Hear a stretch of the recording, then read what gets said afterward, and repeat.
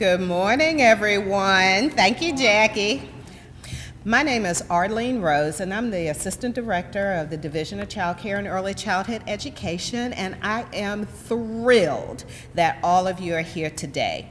So I want to welcome you to the very first of a combined quarterly meeting with Round 1 and Round 2 recipients of the Early Headstart Child Care Partnership grants. So please give yourself a hand. This is monumental, you guys. You know, last year we were extremely successful as a state to be able to get a new Early Head Start Child Care Partnership grant so that we could serve another 168 infants and toddlers in this state. That's a good thing. So with what we're going to be doing today, we have just a wonderful day planned for you.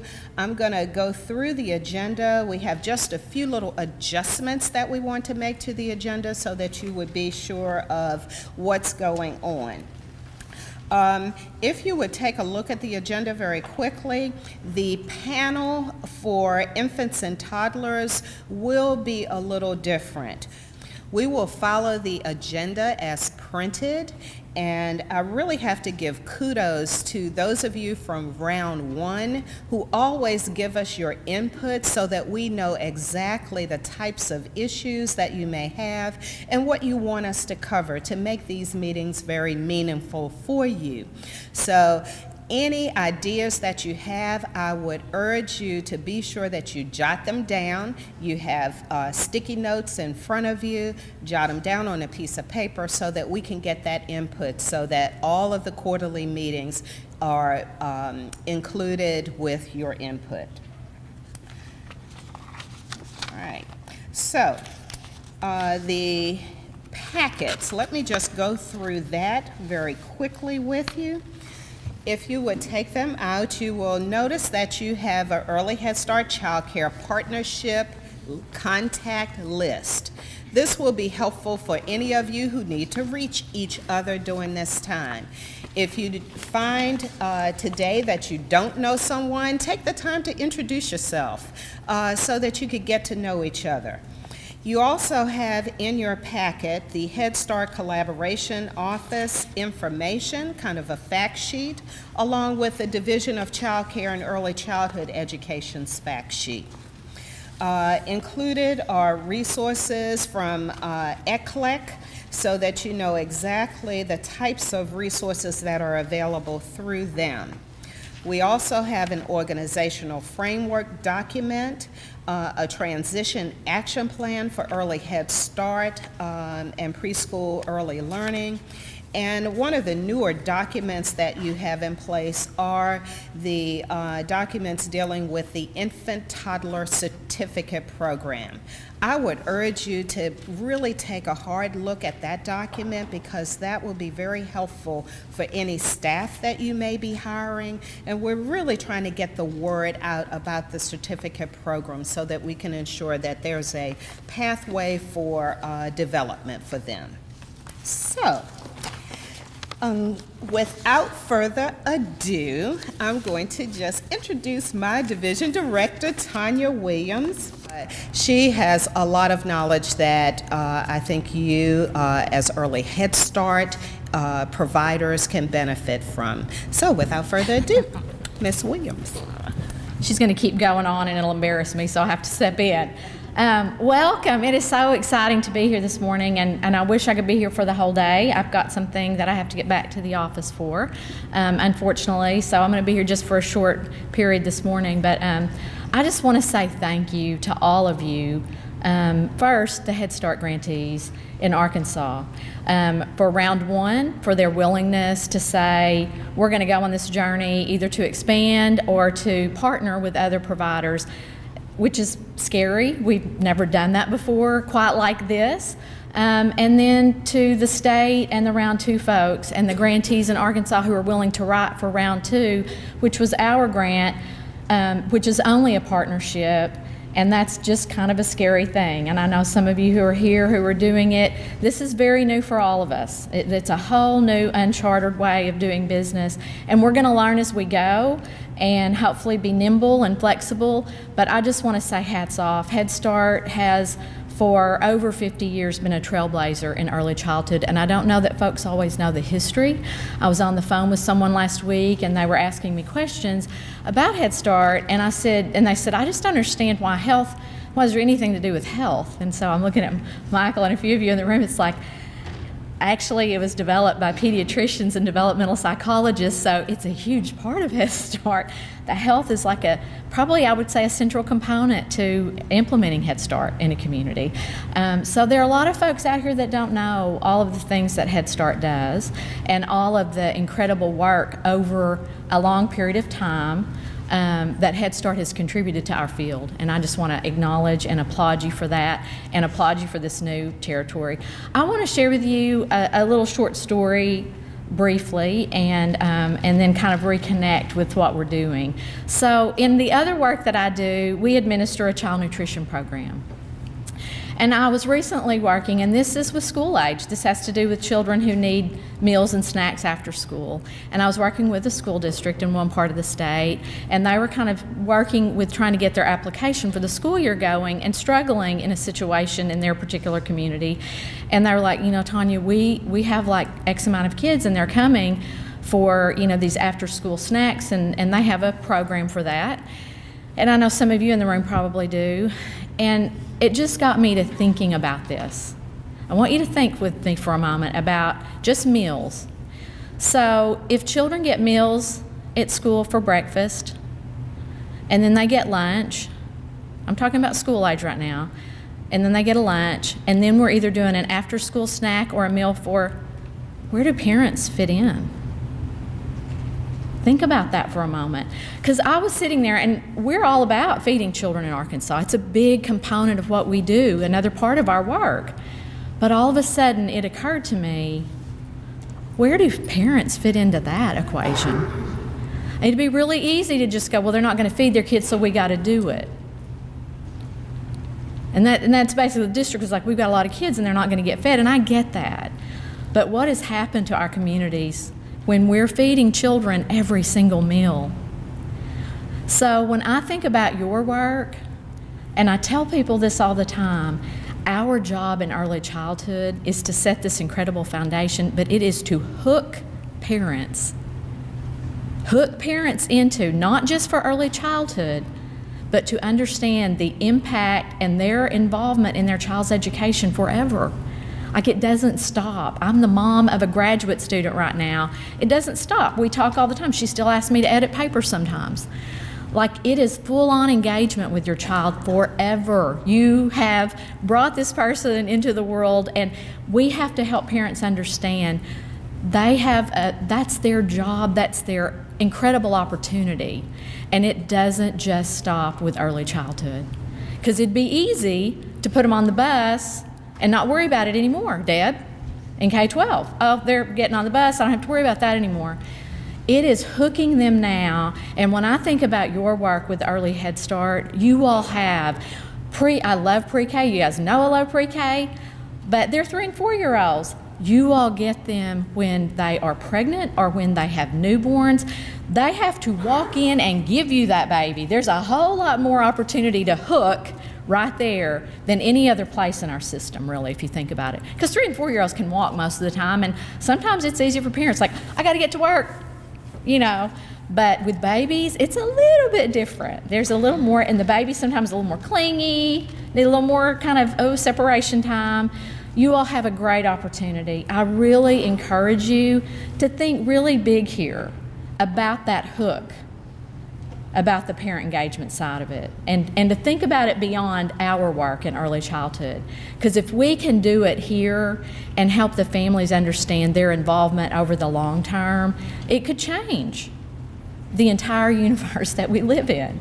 It could change everything. And I know Head Start gets that. I know that's just a fundamental principle, and why the founding fathers of Head Start built in this whole parent engagement, parent involvement component. So I want to thank you again. You are brain architects. I tell early childhood people this all the time, but particularly those with babies. Your teachers, the people that are working with these young infants and toddlers, are brain architects. They have the opportunity to build a foundation that changes the lives of families and children here in Arkansas, not just for this time, but for the future. So thank you all for everything that you're doing. One last plug I would put in. This opportunity for the state to serve an additional 168 infants and toddlers, we built in a really important component for foster care. So our agency currently has not quite 5,000 children in. I'm just going to do some rough estimates. I don't have the data in front of me, but let's just say for the practical purposes of data that a third of those children that are, roughly, it's a little under 5,000, which we're really proud of right now, but let's just say a third of them are infants and toddlers. I can't think of a group of children that need early Head Start any more than this group of children, guys. Their exposure to toxicity and environmental stressors that create really, unfortunately, a whole lot of other issues on the backside really implore us to work really hard to try to find and reach out to get those families and those children in our programs. I think right now, and Angela, Jay, you guys can correct me, we have 2 children. So 2 out of the 100, and we're not right at 168. I know there's a little bit of construction work, renovation going possibly, or something with one of our programs. But, I'm proud we have 2.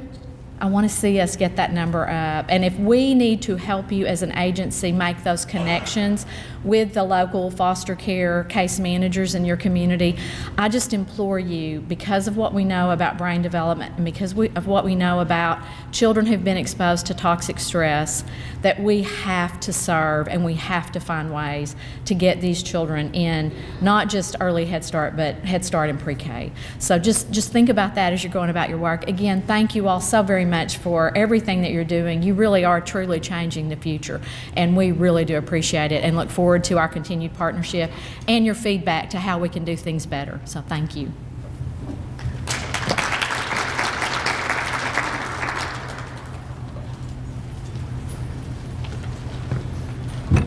Good morning. Can't hear you. Good morning. Are y'all here? Yes. Let's try it again. Good morning. Good morning. No. All right, one more time. Hi, everybody. Hi. Oh my gosh, that's so much better. Thank you. Okay, I want to start off this morning by doing introductions and finding out so everybody will know who's actually here. And then we're going to get into our team building activity where I'm going to ask some of you to adjust to some other tables so that we can do our teamwork. Everything that we're doing today is centered around information, team building, and lessons learned. So what better way to kick it off than having an activity that really looks at the different character traits and how we get to know one another. So what I'm going to do for introductions, for round 1, I want all of the grantee and partners to stand up who are with AEL.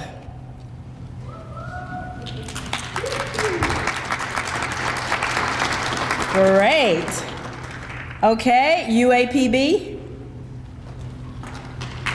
Awesome. CSO. Great. And then, of course, round 2, the grantee and the hubs, as well as the partners. DCC.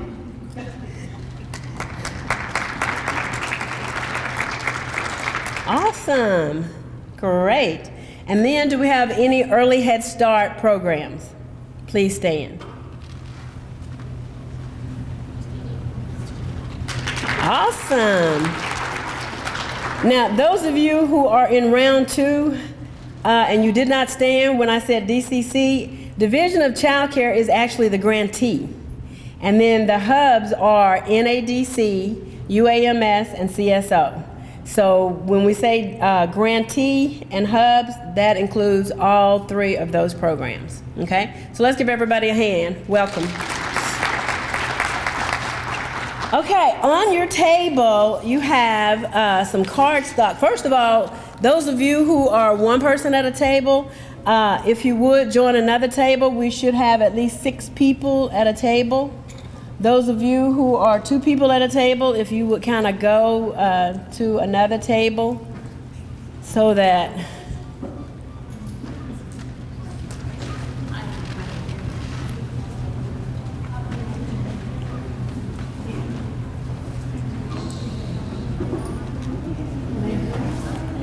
great. We have to experience this teamwork. Okay, you have in the center of your table cardstock, scissors, markers, and glue sticks. What we're going to do, this activity is centered around character traits, not personal characteristics of people. We're not talking about the color of your hair, the color of your eyes. We're talking about character traits. And then if you're not familiar with which ones you have, to help you out, I've placed on your table a blue card that has, I think, 66 different character traits. But what I want you to do is trace your hand on the cardstock. Everybody get a sheet of cardstock. Trace your hand. You're going to cut it out. Let me go over everything first because some of us work faster than others. Then you cut it out. You're going to put your name in the middle. Okay, see my hand? And then you're going to identify 5 character traits that you possess. Now, some people may have 5 or 6 character traits. Some people may have 36 or 66 character traits. But we want your strongest character traits where you put them on each finger of your hand. Once your group has completed that, then Jay, who's in the back, wave Jay. Jay is going to come around and bring you a chart paper. We want you to take a few minutes to talk about those traits and how those traits help you to have a quality program.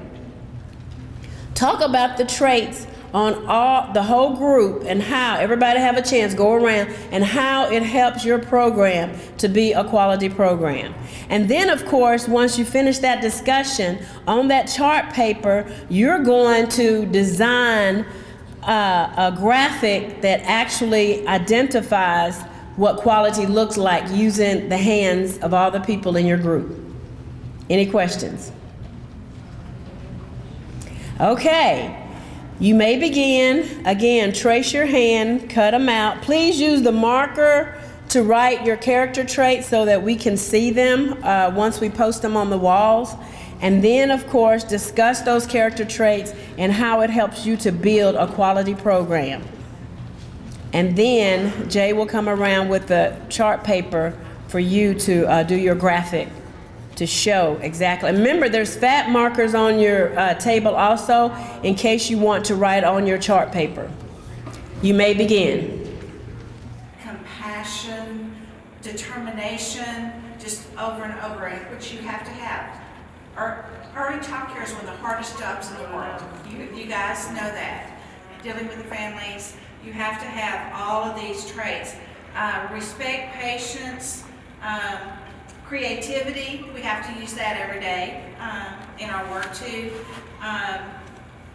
But it just encompasses everything you do every day, all of these traits. I'm sure we all got combined all of 60 of these traits within our classrooms, but to reach out and be that one tree, you may be the only tree in the field that is in a community, and we have some of our rural communities that are like that. Some of our Headstart is the only one in some of our counties. So just to be there and to give shade and comfort and support to parents, awesome. All right. Kudos to all of you. We just feel like it all comes back to having love for the children, and that's what we're all here for.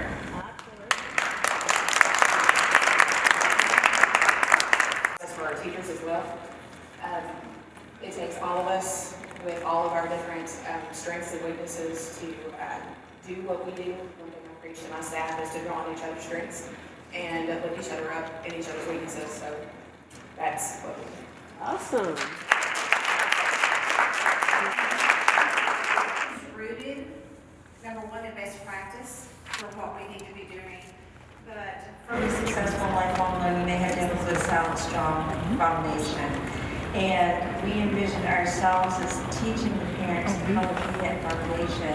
And some of our traits are loyalty, respect, love, adaptability, concern, compassion, cooperation, meaningfulness, patience, so that we can encompass, be the foundation that we can work with the parents to become the branches of the tree and the children are the leaves of the tree.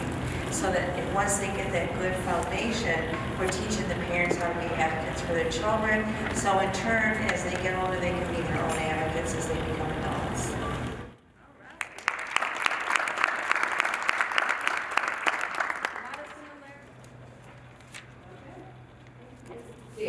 So this is interactive. We're going to let them start off by introducing themselves and then talking a little bit about the specialty area with health, nutrition, and then of course the policy council. So please, let's give them your undivided attention. We also have sticky notes on all the tables. What we're asking you to do, if you would, as you listen to them talk about what's happening in their program and how they do things, please write your questions on a sticky note and then raise it, and Jay will come by and Brandon will come by to get those. And then, of course, we will open up the questions, not just to our panel here, but to you as well. Does that sound okay? All right, let us begin. Hello, my name is Beth Calhoun. I'm going to ask my partner, my hub partner, Chris Fickus, to come up here and join me. I'm as new to this as some of you, and some of you may have a lot more knowledge than me. But I volunteered to do this today, and it is an absolutely great way to learn so much, to dive into each and every avenue of the Head Start program. I will be talking about Policy Council today, and as I'm sure you're aware, each hub has their own Policy Council. So within the realm of the standards, these are to be run within the realm of the standards. As Jackie just mentioned, she said, we don't all do things the same way. Just as long as they meet the requirements, that's what needs to be met. What is a policy council? A policy council is a group that is made up of 51% of your parents. The parents are currently enrolled students at the early Head Start. What is the other half made up? Well, not half, 49% actually. It's made up of family advocates, community people that are familiar with helping low-income families, if you will. It's also made up of past or future parents that could be enrolled in the program itself. What I mean by that is, let's say 5 years down the road, someone's been in the Head Start program and their children have met such success and they have success. The parents, why wouldn't they want to come be a part? Why wouldn't they want to come join and make things better? It's a checks and balance system, if you will. Let's just, we all hate to think about firing somebody, an employee, but what better way to bring it to a policy, to a council, instead of just one person making that decision? Don't you think it would be more fair to bring it across and everybody listen to what's happening, everybody hear it, and then make a decision as a group, like what you did today? Could we have come up with all these wonderful ideas and all this wonderful things that we talked about and things that we said, definitions of what we think we need to be for the children? Could we have done that by ourselves? Or was it a much better working force with so many people involved? Head Start is known for actively involving the parents. This is one way to do that. This is one way to bring the parent into your organization and actually let them have a voice. Some of them may have never even entered a meeting as such. It's a way of making long-term goals for your programs. It's a way of making short-term goals for your programs. making sure they're met, making sure you're doing what you're supposed to be doing. When you ask parents to be actively involved, choose the right parents, the parents that are going to be assets to your center, to you. Teach your teachable parents. And I asked my hub, Chris Fickus, to come up here to back me up. I have several, I could answer questions all day long, but I want to give you the correct answers. So that's why I have her here as a body next to me, a support system, if you will. And if you do have any questions of what we do in a policy council, but as I said, remember, it's going to be pertinent to your organization. I have a book that's pertinent to me, and all of the hubs have partners. Partners have people that they delegate one person to be on their policy council. So it's not like the private center has to form a policy council. This is done through your hub. You see Ms. Govan coming up here? Okay. All right, so I'm going to hand it over to Chris and let her explain more thoroughly. And remember, if you have any questions, please write them on the sticky notes. And then do we have a parking lot where they can put them? They wave, and our Savannah White's in the back. Oh, perfect. So I'm thinking we should just open it up for questions that you might have. Beth kind of explained it pretty well, how the policy council works. We just want our parents to be involved, if we can get them involved, to act so that they will go on to be able to advocate for their child in public schools, which I've been told are a lot of the parents that come from Head Start do end up going into public schools, being board members, PTA, whatever kind of positions they have, but they are the ones that actually, they know what the rights are for their children at that time. They go to public school and they're advocating for their child to make sure that they are treated right, and other people's children. So that's a very important thing as far as getting the parents involved in it. And a lot of them are scared, but if you just invite them just to sit in a few times, then they usually will want to serve on the policy council. What are some of the responsibilities of the policy council, and how is that set up in your program?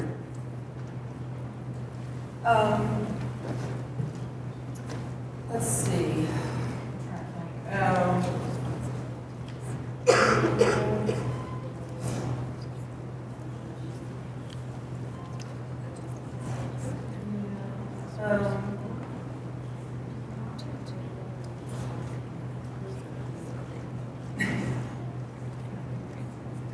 Well, okay, so we do start at the beginning of, when we have our first meeting at the beginning of the year, in electing all of the policy council members. Usually we have a large group of people that are just attending to see what's going on. But that's when you elect all of your representatives, usually a representative and an alternate from each one of your partners that will serve on the committee.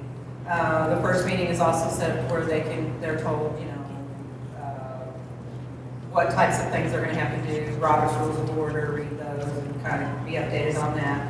Of course, everybody's new at it, so we're always it's more informal, really, because everybody's learning. So when somebody knows something will pitch in and, you know, tell them, because a lot of times you are starting over with new people each year. If you're lucky, you have people from the community that are on it and can serve for, I think it's 3 years, 3 years, or 5. Okay, they changed it. Okay. Then they're approving the bylaws from your organization, things like the policy council manual. They'll review that, see if there's any changes or if anybody has questions. We let the parents run it, whoever, you know, the president is, we let them run the, you know, we're there for support, but we let them run the meetings and just offer them information or support. They come to all of our trainings, different trainings we have for the policy council and the board. They review annual reports, self-assessments. They actually are involved in the self-assessment.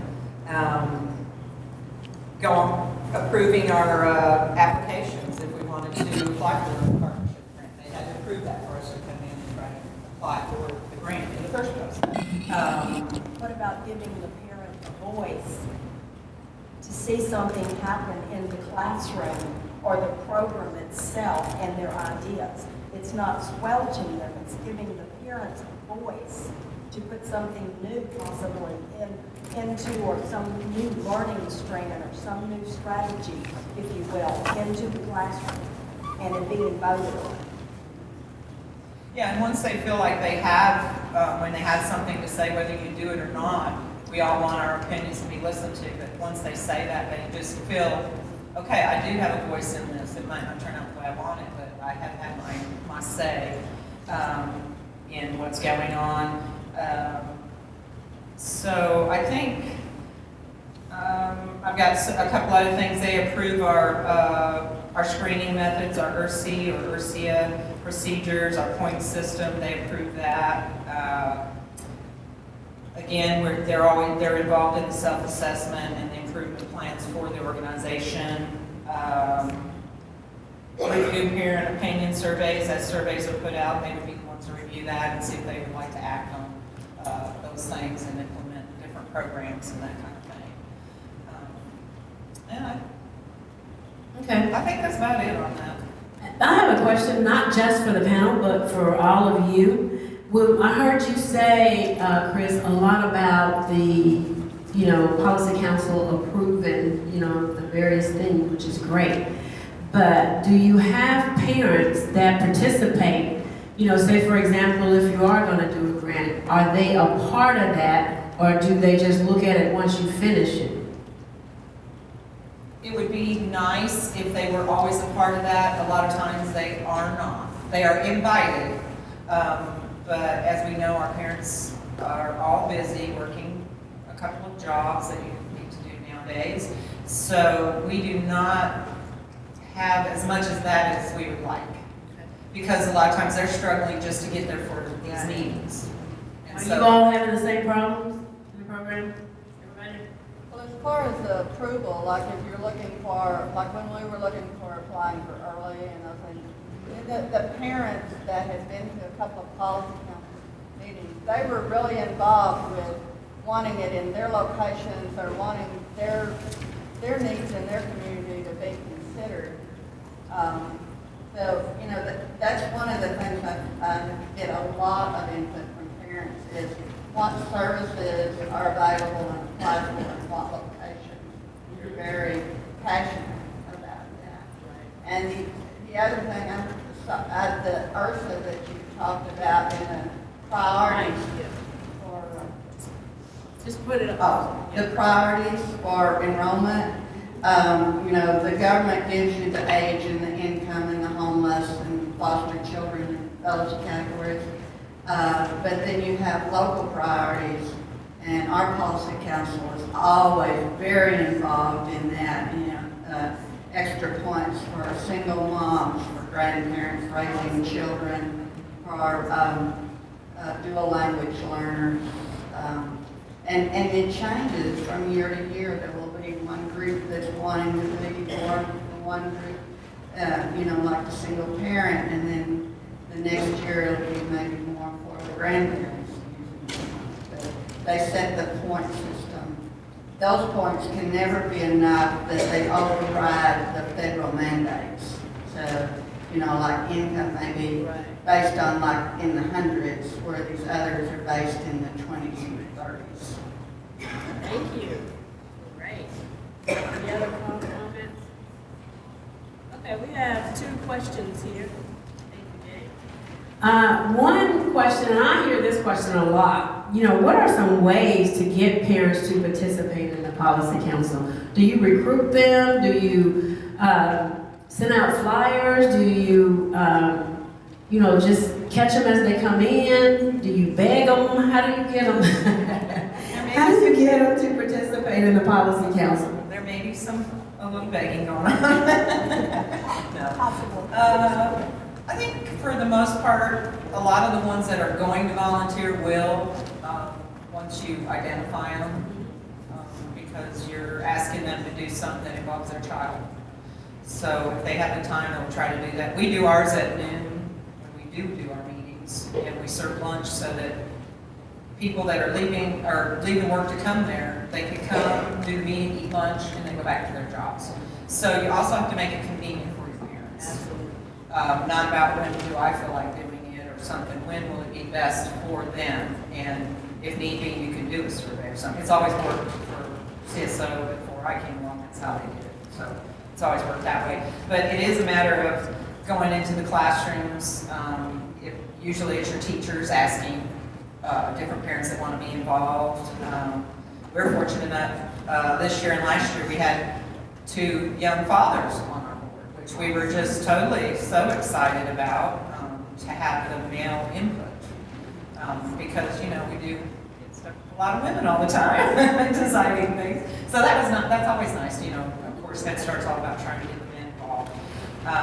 But I think once you can get them a little excited and take the time to talk to them, get them a little excited and just say, well, just come and see what's going on. Just see, you don't have to be involved. You can sit around in the back and not even say anything. But just getting them started, I think, is the biggest part. Involve them. All right, another question is, how do you set up training for parents? And they also, the time commitment to serve on the policy council. How would you address that? We have done training at the meetings, taken time to pull in somebody to come to the meeting at that convenient time. And other times it would be a matter of just asking who may want to go to a certain training or who would be the best person to ask that could bring the information back and then give it to the other parents. Okay. So, because not everybody can travel out of town or whatever, but usually there's at least one person that will take advantage of that. And then saying, okay, you're going to have to share this when you come back to everybody. So take some good notes, make some copies, that kind of thing. Because they really just, majority don't have the time. They barely have enough time with their children sometimes, so, and that's a priority. So. Or the funds. Or the You funds. can reimburse them. Yes. If they go out of town and they make that commitment to you, they can be reimbursed, but Yeah. not. Yeah. Make sure they're not going to be out anything Right. except maybe some time. Right. All right, we have another question here. How do you get the notices out for the meetings, and then how far in advance do you send them? Our meetings are always scheduled the same time every other month. Actually, we rotate between our board meetings third Thursday of the month. So it's pretty much a set day that we try That to is awesome, yeah. Yeah. Now, Easy to remember. yeah. Do we have to change it sometime? Yes. But we try to do that, and then we notify through the classrooms, through the teachers. So it is given to the teacher. It's her responsibility to get a distribution list signed that all the parents have received this information. And especially the parents, actually individual invitations for the parents that are on the board are given to the teachers and distributed through that way, because the teachers are seeing the parent every morning and every afternoon. So. Is there anyone in the audience do anything different from what you've heard up here? Or additional? Well, she talked about the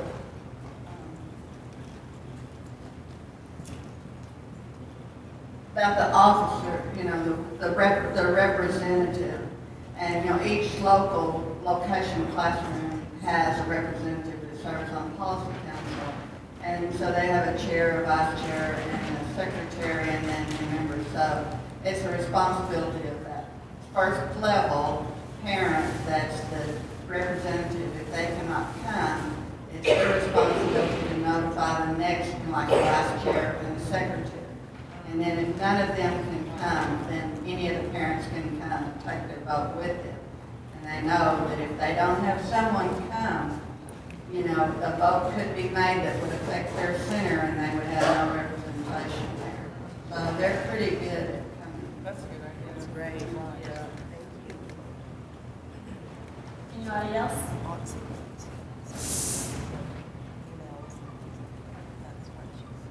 What does the policy council have to do with the governing board?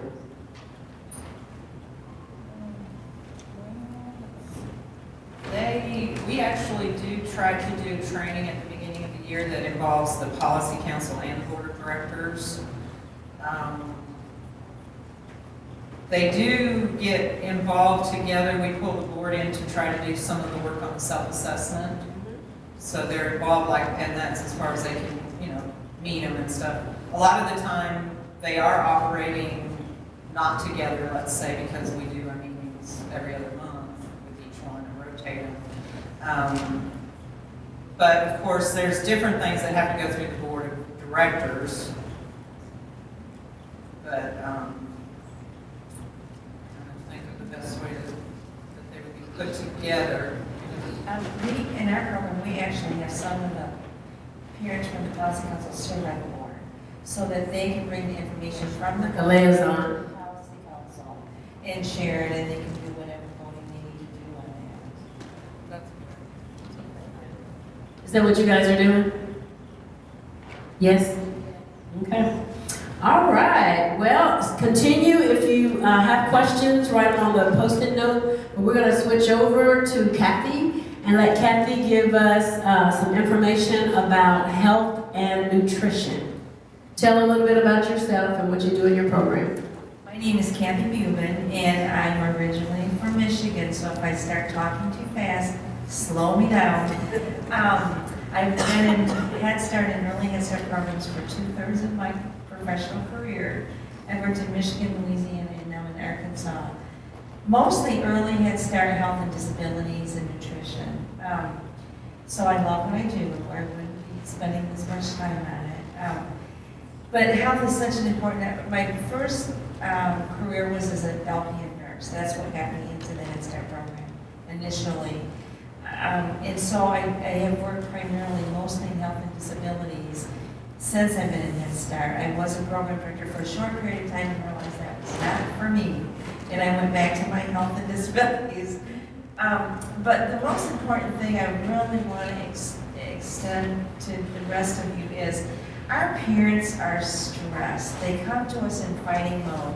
They're fighting to get Medicaid. They're fighting to get their food stamps. They're fighting to get housing for their children. They're fighting to keep a job and a roof over their children's heads.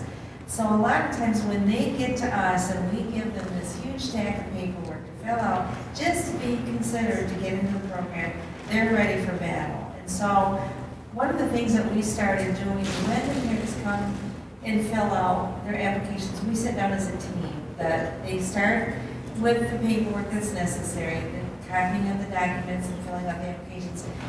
And then we sit down, a member of the health team will sit down with the family member, and we have a health history that we go through with the parent for their child to find out if the child's ever been hospitalized, if they're on any medication, do they have any special food needs that we need to consider, any food allergies, do they have any special health concerns such as seizures, heart problems, any of that. We sit down with the parents and fill out a health history so that they can learn that we're just gathering this information so that we can provide the safest environment for your child and the most conducive to help his learning. We do go over with the parents and children that have special health concerns some of the things that they need to do. And we work with them through that process, such as when they come in, if the child is on an inhaler or is on an EpiPen because they've got a food allergy, we have them sign a release of information to the doctor that prescribed that medication so that we can send that off to get that food allergy action plan into the center or that asthma action plan into the center before the child even starts. Licensing won't let the kids be there without their emergency medications. So we want to make sure that we let the parents know the reason we have to get this done before the child starts so that if he has trouble, we can provide the safest care possible for your child. So once they get into the idea that we're there to help their child, the trust starts to build. Once we do that application, we sit down with the parents and we each have a caseload. I have mostly early Head Starts. I have 2 Head Start centers as well. But in early Head Start, we're required, it's much different than Head Start, we're required to do each and every one of their well baby exams during the time they're enrolled with us. So if they enroll at 2 months, we have to get their There are well-being exams for the 2-month, 4-month, 6-month, 9-month, 8, 12-month, 15 and 18 and 24 months. We have to do each and every one of those exams. That's a lot for that parent to take in at that moment, but we tell them, we will send you a reminder when it's time for that next one, so that you can have time to get that appointment scheduled. And what that does is that builds that trust again, and it teaches that parent, okay, it's now time for my next exam. I know I've got to get this done. He's going to get shots at this next exam, so that it prepares them for when they get older and how to advocate for their health needs to their medical provider. It gets them in that schedule so that they know this is coming up. Same thing with their dental. We make sure that the kids, it used to be that the kids had to have a dental exam by the age of 2. That has changed, and as soon as they start popping teeth through there, we now have at least a little lot. I know it's a little bit different in the other communities. We have enough pediatric dental providers that will start seeing children as soon as those teeth pop through. Why is that important? And we tell the parents, why is that important that your child sees a dentist as soon as they get their first tooth or second tooth? Because with them drinking in the bowels and that bacteria sitting on their teeth, that can cause a lot of dental decay before they even start getting the rest of their teeth. So we explain why this is important and how it's going to affect them if it doesn't. If it does progress to baby about 2, they're not going to eat as well. They're not going to grow like they need to. They're not going to develop what they need to develop to be prepared for school. So it's a process to get that parent to trust us to get them through these steps. Once the child's in the center and they've gotten their well-being exam, it's now time for their next set of shots. We let them know you've got 15 days. A lot of times what we do in our program is we'll send them an email, we'll send a letter to the center, so that if they're picking their child up, they get a letter. They also get an email saying you've got 2 months, like Christmas time, the 22nd, we send out our emails to the parents. Your child is going to be due for shots by whatever date they were due, up through the end of January. So that gave them during the Christmas break to get those shots, to get their appointments made. And there's a few parents that came in on the 18th and they were only allowed to come to the 17th. We had to turn away and say, no, you can't come today because their shots aren't made and licensing requires them to be completed in 15 days. But we can help you find a health unit to get them to today and get those shots so they can come back tomorrow. And that's basically just walking those parents through that step. Wow, Kathy, that's a lot. It is a lot. How do you keep up with this whole process that you just shared? Well, we have a wonderful tracking system called Child Plus in our program. But we have, and a lot of these, we also go out through the hearing vision screenings. And for the doctors that don't do the blood pressures, we do those. For the doctors that don't do the lead and hemoglobin screening, we go out and do those. So we go out as a team, we have a schedule that we go out quarterly to do. And as we get new kids, we have 45 days to get those done. But I've also developed an Excel tracking sheet that I put the child's name in, their first date of attendance, and then I have it calculate the 45th day and the 90th day. And I check that when I do my monthly report so that I know I've got this many days to still get the physical, or this many days is left before I get the hearing and vision screen done. So I use that as a tickler system so that I can stay on top of things. Once in a great while, the shots tend to get a little bit away from us because they're, especially for early, because they get so many at such a young age that they're coming up more frequently than what we could kind of keep track of. But we are pretty good about, when we do our monthly report, we check those shot records to make sure once we enter them from the state record, then it tells when the next one's due. We can just briefly look down and say, okay, we've got to get your shots this month, so that they get that ahead of time. And by doing our monthly reports, and that gives us the idea of what we got to start working on for next month. And then again, we also have to do the nutrition, we have to do the heights and weights within 45 days. So there's a lot. Health is a huge part of the early Headstart program, but when we can get the parents to buy into it, we can get the doctors to buy into it, because one of the frustrations, being from the medical field, that we used to find when I worked in a community health center was that the kids were not coming back for their well-baby visits, they weren't getting their shots, they were going to the emergency room. Well, with the new performance standards, we're required as soon as they start walking in the door, we sit down with those families that do not have a doctor established or a dentist established for their child's care. or do not have insurance. It is, we're given the duty, you've got to work with those parents starting immediately and get it as soon as possible.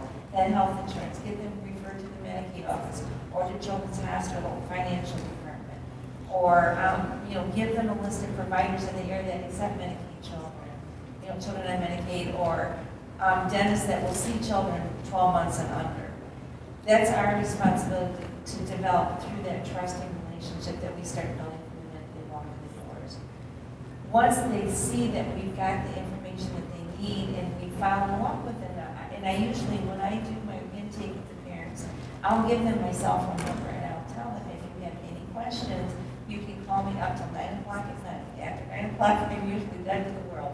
But you can call me anytime you have a question pop up or a concern. And that, between the emails, the letters, and the contact number, is really helping reduce not getting the physicals in on a timely manner or the lab work done in a timely manner, so that we can get that care completed for that child so that they're ready to go on to the next stage.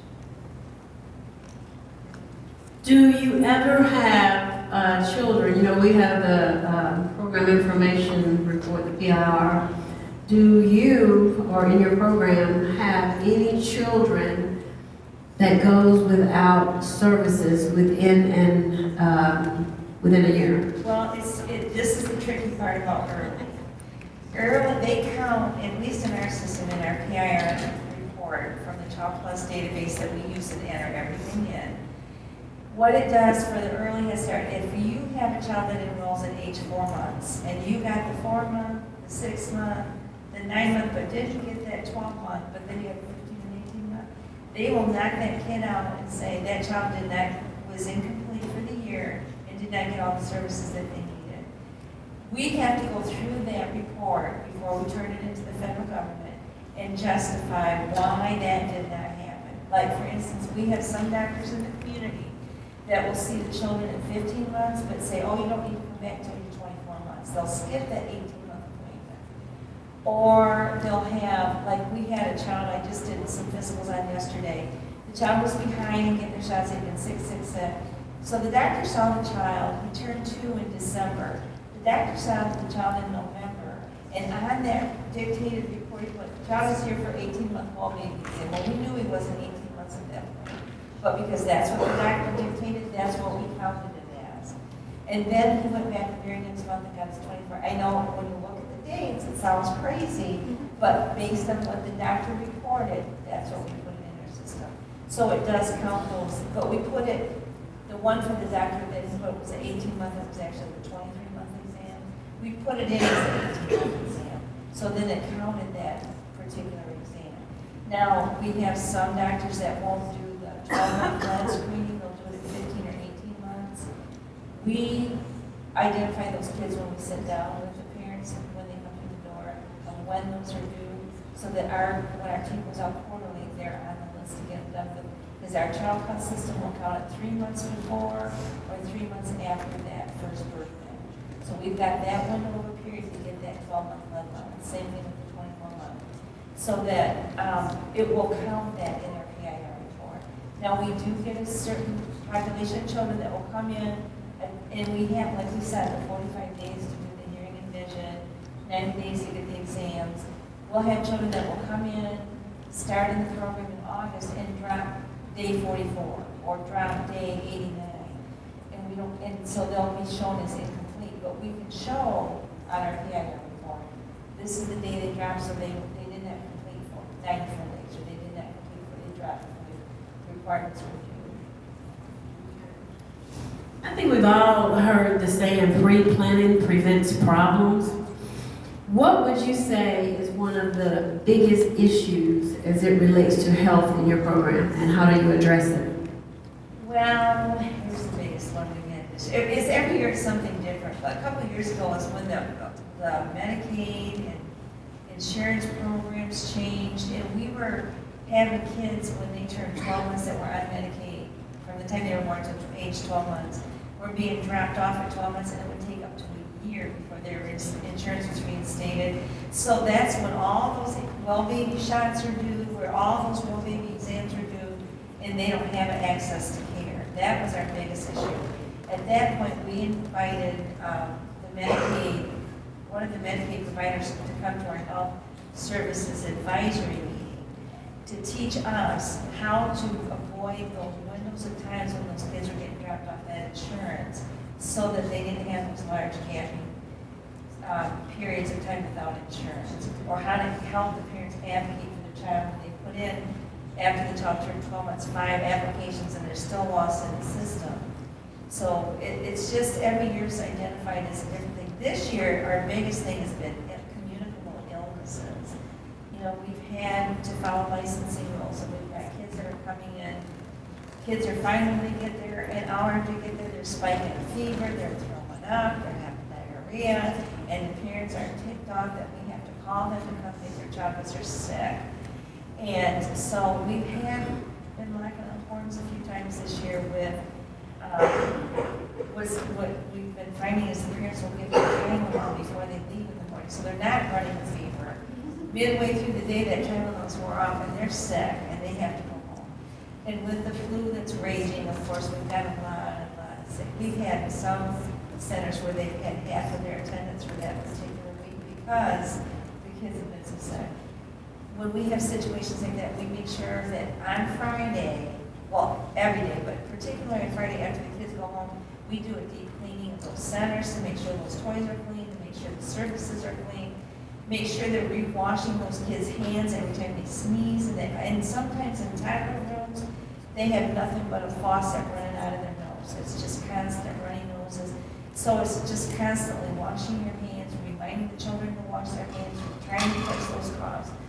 It's for that's what our big thing has been for this year. But every year there's a different issue, and it's just identifying it as soon as you start seeing the issues come. Our health team meets on a regular basis so that we'll say, this is what I'm seeing at my centers. This is what I'm seeing at my centers. You know, parents are saying, well, I can't get my child into the doctor for shots until after the due date that they're due. That's when we step in and give the other resources in the community to get those shots so that they're not just left hanging out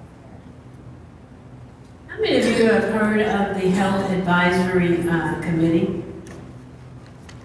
Okay, we didn't see very many hands. This was a first for the state of Arkansas, and we started about a year ago? Wait for the health meeting. Yeah. So you want to tell them a little bit about it, because for those who do not know, so that you know, if you are or have a health coordinator in your program, then you're welcome to join these meetings. You want to talk about it? Well, we have a two-level health advisory. Each program has to have their own health advisory committee and meeting, kind of like the parent policy, only we have individual health providers from the community come to the meeting. And then we also have parents on that committee as well that help us identify how to problem-shoot some issues like the insurance, or like when they're having a hard time getting access to care, such as follow-up on failed hearing screens or follow-up on failed vision screens. What can we put in place to provide, to improve those services for the families? That's at our local level. And then we were finding during the problem with all the insurance issues a couple of years ago, programs across the state were having the very same issues that we were. So at one of the regional meetings, the Headstart regional meetings, it was determined that we needed to have a health managers meetings so that, and it's not done every month, it's done quarterly. And so 3 times a year, 3 to 4 times a year, we meet and we discuss the issues like this last couple of meetings that have been new performance standards, that how are you implementing them, how are you getting the access to services for these parents, is, you know, immediately access to service if they don't have insurance or a medical home.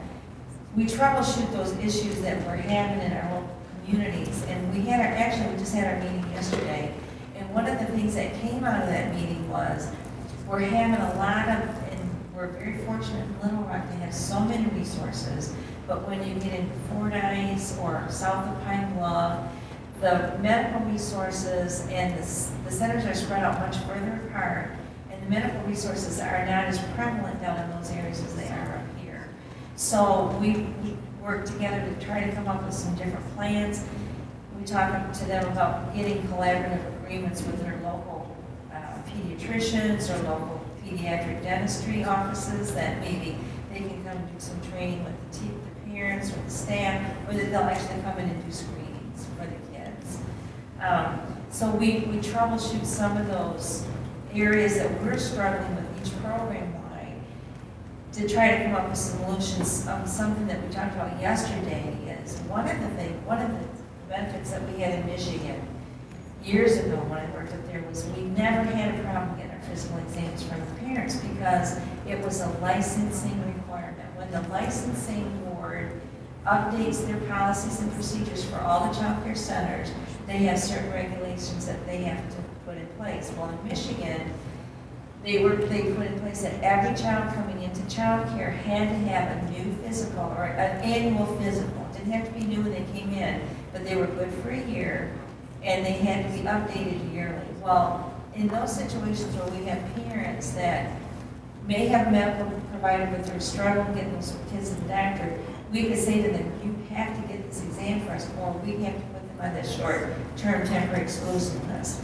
As soon as they know that their child is not going to be able to attend the center, they were beelining for those doctors, and the doctors liked it as well because they were getting, from the medical field before I came into Headstart, doctors were not getting those kids back on a regular basis for their well-being exams. They may come in for one, and they may not see it, like if they were 2 months old, they may not see that baby until they're 18 months old. So they were frustrated, especially if they had some testing done and the lab levels were normal.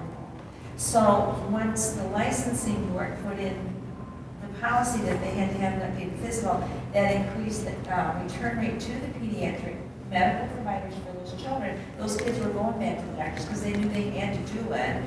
And they were getting their results, like if they had a low hemoglobin or had a high lead level, they were getting treated. The follow-up care was not an issue because they had to go back. And we talked about that yesterday, that we're struggling with some of our kids that, especially early, they'll go for the 2, 4, 6 month, then they won't get back for another well-baby exam until they're 15 months old. Well, that's not what we want to help teach the parents how to advocate for your children. So we talked about possibly getting a member on the board for the licensing rule so that we can maybe introduce that and get that so that that is another step of that advocacy for the kids and the parents. That would be great. Yeah. Well, you know what? There are some things that really scare teachers, some of the staff, and we have it more often now than we had in the past, and that is if you have a baby that comes in with AIDS. And then I heard you talk about the viruses and the colds. So let's talk a little bit about safety precautions. What are some things that you can do? Because a lot of time when people hear HIV or AIDS, it scares them. But if we talk about and educate, what are some things we can do? The key thing is hand washing. I mean, we cannot ask a family member if anybody in the family has AIDS. That's illegal. That's a confidentiality rule that we can't do. But we know that a lot of things is transmitted through bodily fluids. And we know babies are constantly putting their things in their mouth all the time. We have buckets in the classroom. As soon as we see something, we have multiple copies of toys. So once we see something go in a child's mouth, it automatically goes in the bucket for deep cleaning. Again, it's just a matter of the main things that you can do for precautionary measures is to wash. Hand washing is key.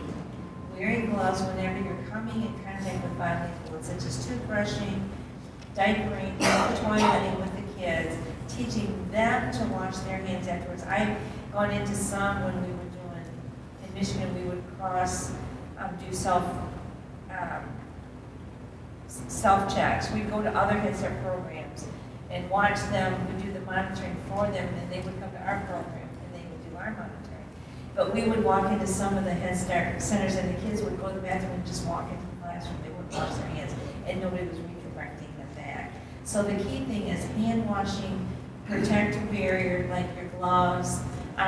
If they have a wound, make sure you have gloves on, make sure you have the discard the dressings that are saturated with the blood appropriately. Make sure you have like the red bins that can be for biohazards that the bloody dressings go in so that they can be taken away and discarded appropriately. You don't throw them out in your dumpster, that's illegal.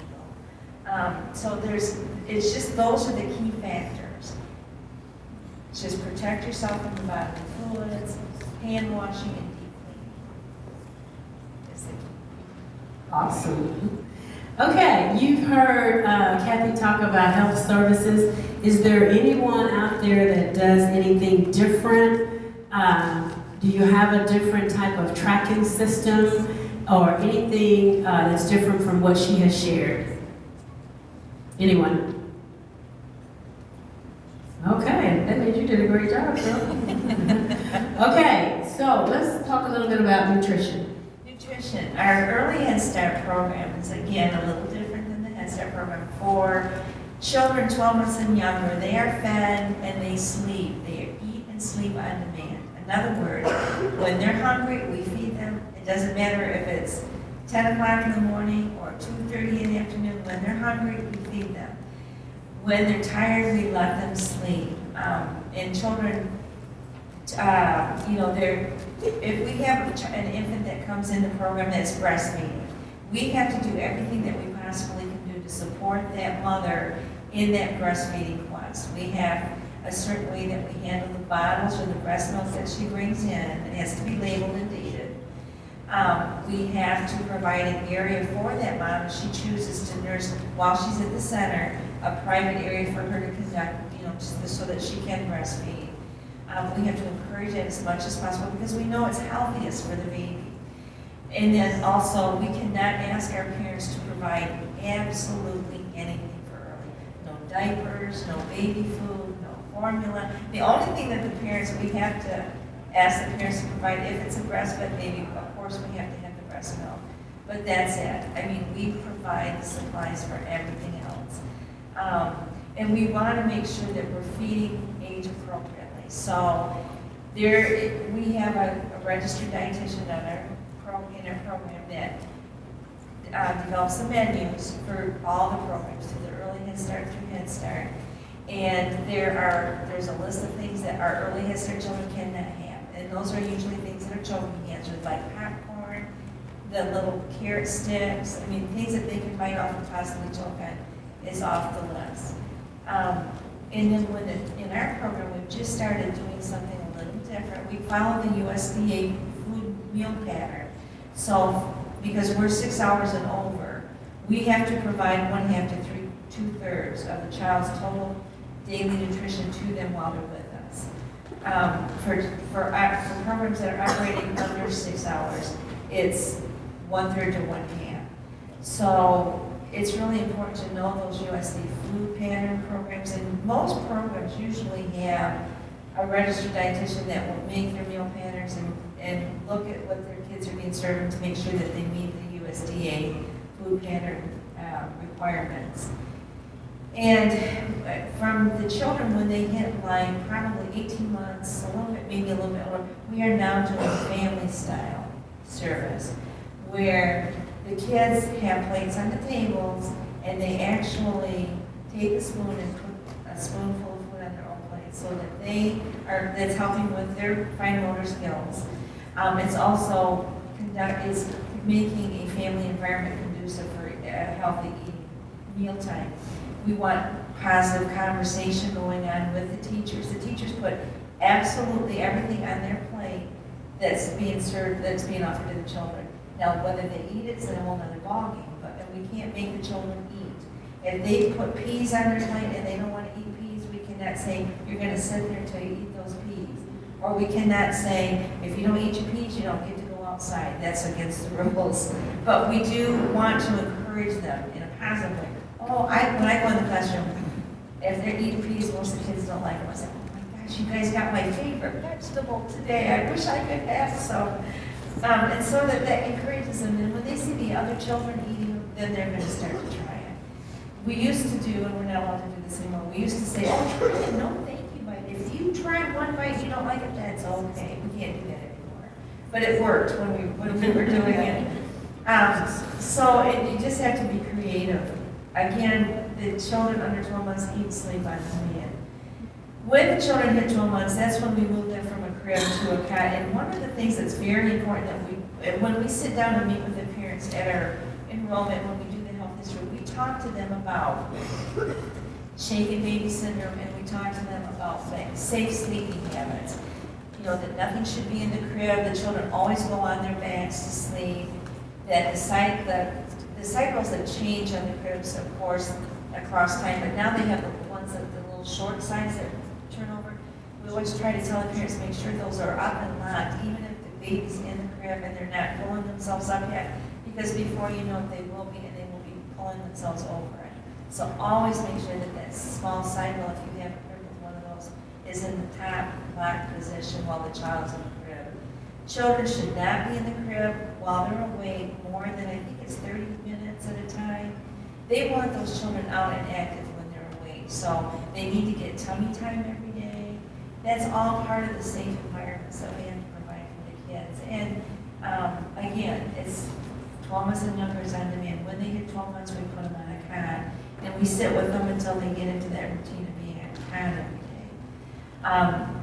But the nutrition and the health are so intertwined in all of that we just have to kind of monitor and go, constantly monitoring.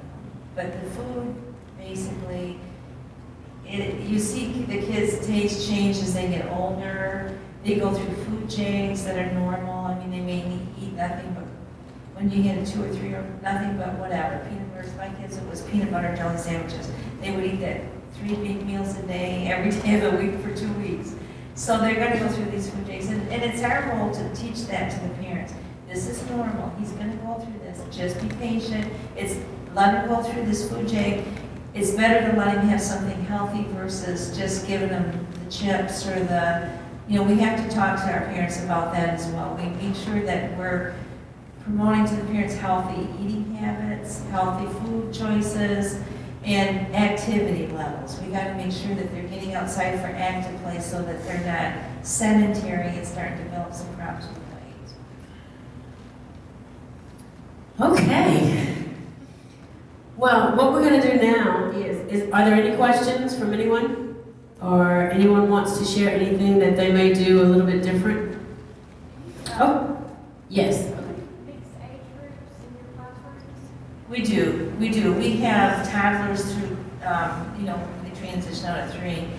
But the way that we do it, the kids that are 12 months, the other thing I can bring up, I need to apologize because I'm trying to remember everything that Tina talked about. But children that are on bottles or getting bottles, they cannot be laid down with a bottle. They have to be held during the time that they're eating that bottle. So we feed them the bottle in the rocker. We rock them and we give them the bottle. But when they get to the point where they're eating baby food, we have individual high chairs for the children that are 12 months and younger. For the children that are 12 months to 18 months, we usually position the teachers by those children so that they can be there to assist them with their food, make sure they're not putting their spoon on somebody else's plate, make sure they're not taking somebody else's food.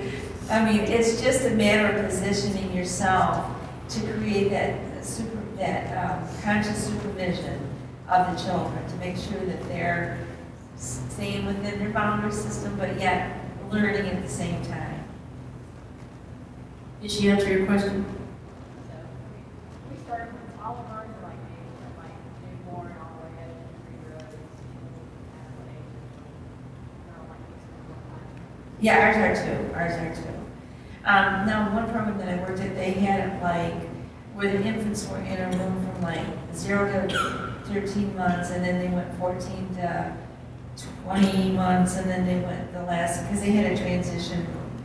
But most of the programs I worked in had a mixed age group. But remember now, early Headstart's different in the sense that you have 1 adult to 4 children versus 20 children, or 18 children, or 17 children. So that's key. And typically in our programs, we have 2 adults. You can never have more than 8 children in one given area, but you've got the extra pair of adult hands. And in our program, if you are having issues with a child being sick, or if a child's just cutting up, having a meltdown of some sort, We have walkie-talkie radios that we can call the site manager to come in and give us an extra pair of hands. We have to do staff training on shaken baby syndrome, and when you have a prior of infant or 12-month, child that's under 12 months that's a cry, everybody gets told, I need a break. I just need a break. And so that's key when we train the staff on the shaken baby syndrome to have a crying plan. So that if you have a child that's colicky or is excessively crying, to have a plan that when you call the site manager to say a keyword like cold black, that means to get in here now, I need a break, so that it keeps the child safe and it gives that teacher a well-needed break for the minute. So those are all the things that we do work with our staff to make sure that we're providing the safest environments we can. Yes, ma'am. What's your strategy for resolving conflict between parent using schedules and feeding on demand? Say that again. Parents prefer feeding schedule for their child versus our requirement. Well, and that's where teachable moments come in. Like, we talk to the parents, we'll ask them. One of the things that we do when the kids come in is we always do a daily health check. And I encourage the teachers, ask them, have they had any medication in the last 24 hours? When's the last time they had anything to eat? So that gives you a good indication of how to proceed from that point. It gives them a good indication of, did they sleep through the night, especially for infants, did they sleep through the night? When was their last bottle? Those are key components that you need to know in order to move forward with that child. And we talk about that when we meet with them in enrollment so that they get that. Now, we do have some parents, I have to say, it's been quite the education moving to the south, because it's a little bit different food patterns down here than up north. And when I first started in the UAMS early Headstart program, we had a child that wasn't quite 12 months, that the parents were giving him table food. He had fried chicken, and they'd give him a chicken leg, and we were just about having heart attacks, you know, and then when he came to us, he didn't want to eat. So we actually did have to sit down with the parents and have a plan, you know, to say, this is what we're required to do. We want to make it as easy as possible for your child so that he doesn't have, where he's hungry all the time with us, but yet he's well fed with you. So what can we do to work as a team? And parents are pretty receptive to that. I mean, they sometimes will struggle a little bit with what they can and cannot give their baby. We can't tell them what to give them at home, but we tell them during the time they're with us, because we have to provide licensure requires and Headstart performance standards require that we provide the safest environment. This is what we're going to do.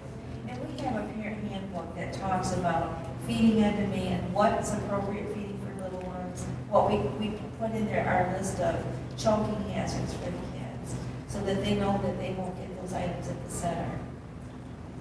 One of the struggles that we have had, and it's more so with the older kids, but when it's holiday time, and they want to bring in, or like birthday time, they want to bring in birthday cupcakes and Halloween candy, and you know, we really have had to eliminate all that because of food allergies and because of the obesity rates. We want to provide healthier snacks. So what we've done is we have a once-a-month birthday party for all the kids that have birthdays that month. We tell the parents, these are the choices that we're ordering for the birthday snack. It could be like a graham cracker that we have on our list that they don't get very often. That's going to be their birthday snack for that particular month. So that they have input on those menus and they can see the healthier choices so that they can try them at home. For Halloween, the kids would come treat in our central office. They would come around and trick or treat to every office, and it used to be they get candy, but we're not doing that anymore. We're giving stickers or pencils or different things that they can use in place of the food, so that they're getting other options. Switching back to the health, what would you think would be appropriate time to start the reminders for the parents, sending out the reminders, so that you know that, you know, the well baby is due, immunizations is due? What has been effective in those things? Well, what we do when we sit down with the parents at enrollment, we have what they call health determination. That tells the parents, this is where your child is right now in their health status. They're coming up due for their 2-week baby or their 4-month baby exam, and I put dates of the actual dates that they should be due. Like based on their birthday date, Because on that form, it's a triplicate form. The parent gets a copy, we have a copy for the file, and then we keep a health file. So on that health determination form, on the early Head Start, it'll list all the well baby exams that are due until they get age 2. And then I'll check whatever they need, and I'll put the dates that they're due by, right by the check mark, so that they have that. And then when I do my monthly report, it'll click up, oh, this baby's coming up for their next exam, and then I send a letter and an email to the parents. So how early is it? It's like 14 days? It's usually about 2 to 3 weeks ahead of time. Now, at Christmas time, when we know that we're gonna be off for breaks, like at spring break, and our early Head Start program is a year-round program, so we don't have the summer layoff like Head Start does. But during Christmas break and during spring break, we send the reminders out the week before we're due to be off. So that if they're due anytime during that time, during the spring break or Christmas break, or that first month after, up through that, like for December, I send them out December 22nd. For any kid, any child that was due for shots or physicals up through January 31st. So then when I got back in January, mid-January, I run my next report for February. And we've started that process. Okay, it's now time for your child to have the next exam. And again, our Child Plus program gives us that 3-month before and after window so that we can still plug it in as that exam, even though they may have been sick and been late or they couldn't get into the doctor. And if we have children that, and it seems to be mostly in the summertime, when everybody's going back for their well baby exam before Head Start or before school, they may be a 2-month delay to get into that doctor. And what we do is we have parents sign a denial saying, I know that my child's due for this, but right now they can't get it, and we put the reason why. Couldn't get an appointment at the doctor, has appointment scheduled for such and such a date. So that covers us when the federal government comes through and say, well, he didn't get his 18-month exam. If it was for a reason that they couldn't get an appointment, we've got that denial cycle on the parents. Because we have to get consent from the parents to get that stuff. We have a question over here. In red. Did you have a question? No, I thought she did, but she's turned it. I have one, on Head Start, there's a required,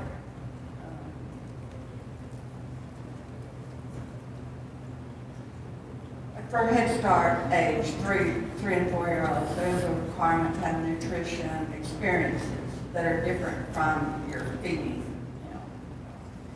With the early, how do you handle that, and is it still a requirement? I know some of the curriculums included, and just asking, is it a requirement that you have and document nutrition experiences with the early Head Start?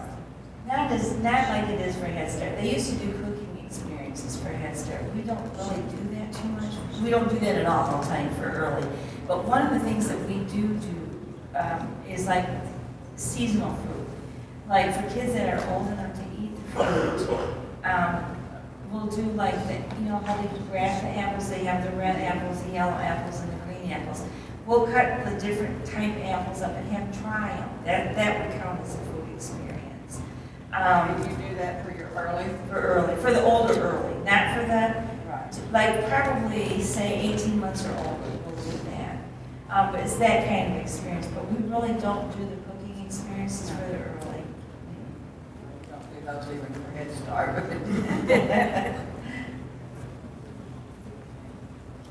Anyone else? This is so great. Okay, before our panel give their last thoughts, we want them to actually, within their last thoughts, with all the information you shared, what is it that you want the participants to walk away with based on the content area that you shared? Yeah.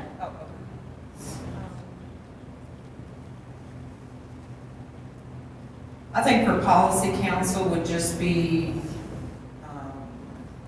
really working hard at getting your parents involved.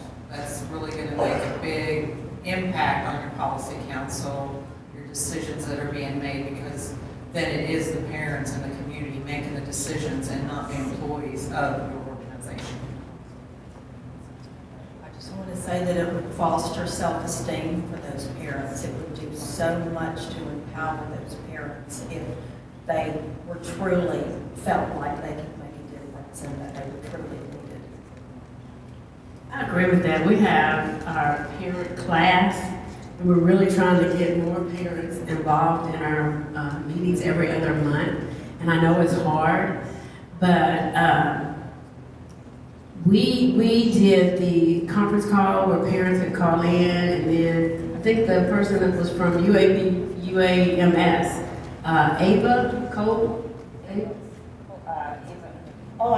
Remember Ava? Yeah, she was actually your president, your board president. Yes, because I got her into serving on some other state meetings where we needed parents. And I just remember her experiences when she first took on that role. And I love to hear her story because she was nervous, she was afraid. But we have to share these things. A lot of times, we have our Head Start performance standards. We have a lot of the things that we've been trained on. But how many programs in here actually do training on problem solving? Problem solving. Not many, and we'll talk about that a little bit later. But we have to do that, and then too, to make sure that the parents know that nobody's perfect. You know, we want you here, and we all learn by doing. And we want to encourage parents to continue to take a part of that. So thank you both. So Kathy, on nutrition and health. One of the things that I know that sometimes the parents, when they see us at the centers, dropping the letters off for them, paying them, it's time for this or that, they think, oh my God, please don't let her see me because to tell me. But it's just being respectful of them. I mean, there's sometimes that sometimes the parents will wear you down. But remember, they're in fighting mode. They're fighting for survival for their children. So that's the thing that I really want to have you keep in your mind is that when they flash out at us as staff, it's not personal. It's just they're tired. They've been battling the system, and that's a hard system to navigate sometimes. So just take a breath, be patient, and start all over again. There's something that Jackie said was that nobody's perfect. I can tell you, as a nurse, I had a 5-year-old child that was getting ready for kindergarten. I'm embarrassed to tell you this. But he was getting ready for kindergarten, and I had to take him for the kindergarten health screening in Michigan. And the nurse came out and she said, he did not pass his vision screen. You need to take him to the eye doctor. And I thought, does she know what she's talking about? But I took him because I wanted to make sure he could see and would be successful in kindergarten. And so I took him to the eye doctor, and I took him to a pediatric specialist because I wanted to make sure they knew that he could see or couldn't see. I wanted to make sure I had the right facts. And that doctor came out and he said, I'm afraid to tell you this, but he needs glasses, but I cannot give him his full prescription until he gets to be about 7 or 8 because his eyes are so bad that he's not seeing a lot. And I thought, oh my God, I'm the worst mother on the face of the earth. He wasn't sitting close to the TV. He wasn't holding books up here. So I had no idea that this kid was not seeing. So the doctor ordered, this is back in the 80s, so it took a while to get the glasses, but he ordered the glasses. We went and picked him up. He fitted my child for his glasses. And on the way home, my son said to me, Mom, what are those strings between those tall poles? And he could not even see the telephone lines between the telephone poles because his eyes were so bad. I just felt like such a failure as a parent that I had not picked up that this kid was not seeing anything. And I just thought, you know what, I know I'm not alone in this situation, but I still beat myself up for the longest time. The eye doctor said if I give him his full prescription at age 4, he won't be able to walk straight because it's such a, and by the time he hit 3rd grade, his eyeglasses were so thick, it was ridiculous. You could hardly see his eyes because the glasses on his glasses were so thick. So, I mean, and I was a nurse, I should have known better. So I can only imagine what the parents put themselves through when they don't have that background, that that nursing background or that educational background that they need to feel successful with their children. So just be patient with their parents is the key thing. Just keep, it's a non-ending job, just keep plugging along. Make sure those little baby visits come in and, I mean, if you just talk to the parents about, really, your child's gonna do so much better in school if we're making sure we're staying on top of things, they'll get it done. All right, well, we definitely appreciate that personal story. And you're right, we all have been through it. I'm not telling my story though. Are there any other questions for the panel? Okay, let's give our panel a big round of applause. Thank you guys so much. We were supposed to have about 6 members on the panel, so we're finishing up a little bit early, but lunch is ready. So I hope you're hungry. We're gonna go ahead and eat lunch, and then we're gonna start back at 12 noon. So please, during lunch, feel free to network with somebody you haven't met. Share some of your things that's happening in the program, and, continue with that collaboration. Enjoy your lunch. Thank you. All right, so we're going to do a quick refresher on CCDF. So this will be your billing piece and your eligibility criteria. We're going to be pretty informal on this. If you have questions, go ahead and stop me right then so we can address your question while we're on that specific topic. If I miss a topic that you need to talk about, raise your hand and let me know. So part of this I will be reading to you because it is policy and it just is the way it is. But we're going to ask those clarifying questions, and I'll try to make sure that we clarify and answer anything that you have, okay? So let's start at the top with the child selection process. So each partner, okay.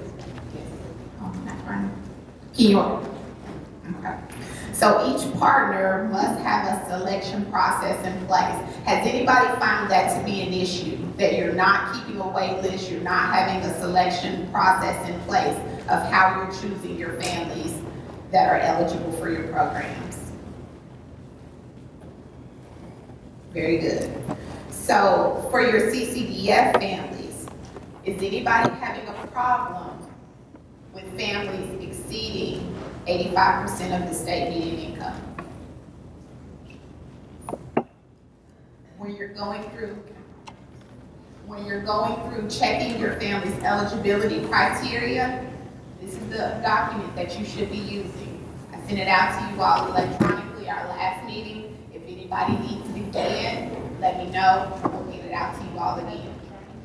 So this is our client fee chart at 85% of the state median income. And we're going to go over again how to use that here shortly.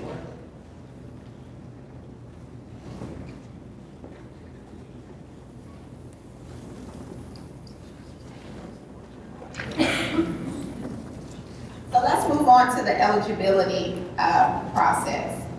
So all families must meet all Headstart program performance requirements for eligibility. So that is step 1 of a family being eligible for the program, is that they're going to have to meet all of the things that are required for Headstart for eligibility process. Step 2, for a family to be eligible for the CCDF piece of the program, the parent or legal guardian must be working, attending school or training program, and sign our parent letter. The family also cannot exceed 85% of the state median income. Do we have any questions or concerns there? So let's look at the bottom here. It says only one of the child's parents or legal guardian is required to meet the CCDF eligibility.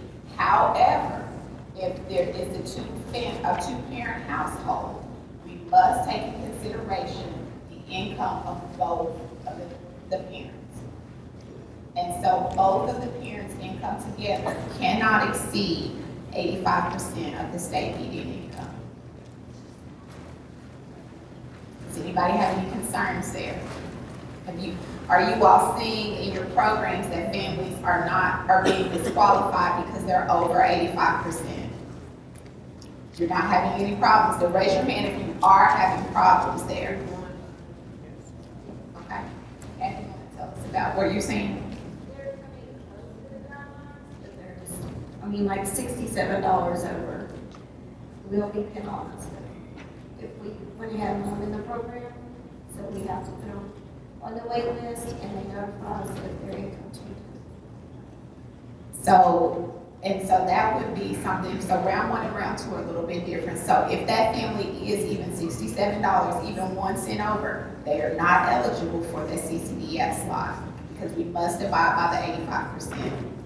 So if you have situations like that to happen, you can, probably won't, but you can decide not to do the CCDF part if they met the eligibility for Head Start, but you would forfeit that CCDF payment for that slot. And so for our round two people, yes.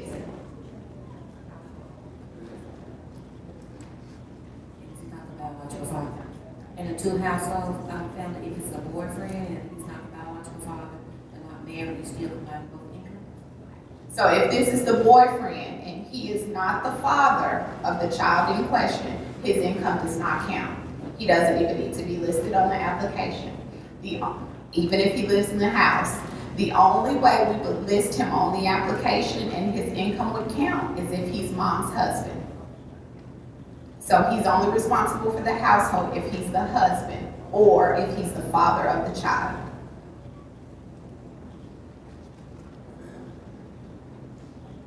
We have a child that in the beginning, he was a foster child, but recently the foster parent became parent, so he's been adopted.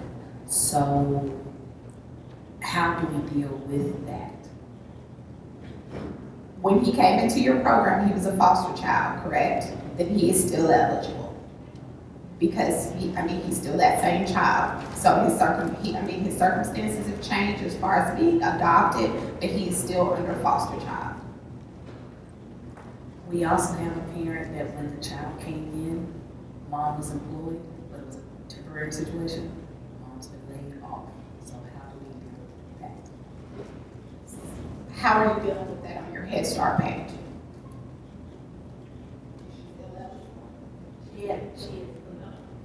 Then she's still eligible because we're looking at when eligibility was determined. When you accepted that child, they were eligible, the family's still eligible.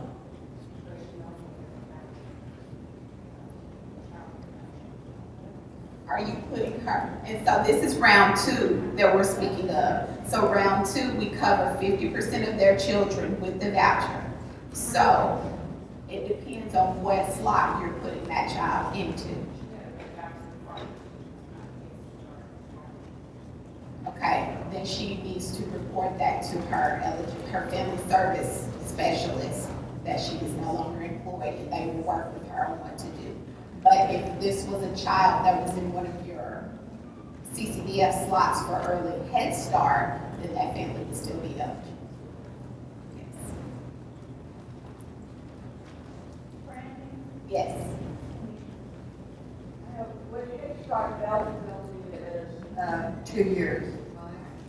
Once you establish eligibility and you enroll the child, even if their income changes, they're still eligible for 2 years. So this program is 3 years old, the earliest, so you have to reestablish eligibility after 2 years for Head Start. Head Start people, I'm correct, right? But the CCDF, if their income goes up, and they're one that you have in the voucher system, do you have to change that, take that child out, and put another child in? Or? So the first step, let's go back to the first step, is that they have to be eligible for Head Start. So if you decide that if you all are redetermining eligibility at the second year, and that second year you determine that this child is no longer eligible for Head Start, then the child does not get the CCDF piece either. So Head Start eligibility is the first criteria. So the Head Start eligibility of 2 years guarantees the CCDF for 2 years? Yes. For a third year, you have to return. Depending on what you're doing for your Head Start piece. So if you all are, because I think some of you are determining eligibility after the first year, is that correct? After you determine it once they're eligible for the 3 years or until they transition out? Head Start people? Head Start transitioning out. From early Head Start, correct? Yes. So is that not what you're doing, Miss Linda? Yeah, Head Start eligibility is 2 years. So this is early. So this is early Head Start, not just Head Start though. So is this what? Okay, so you all get together and talk about how the Head Start piece is going, how you both understand it. But the CCDF piece, they will be eligible as long as they're eligible for early Head Start in your early Head Start Child Care Partnership slots.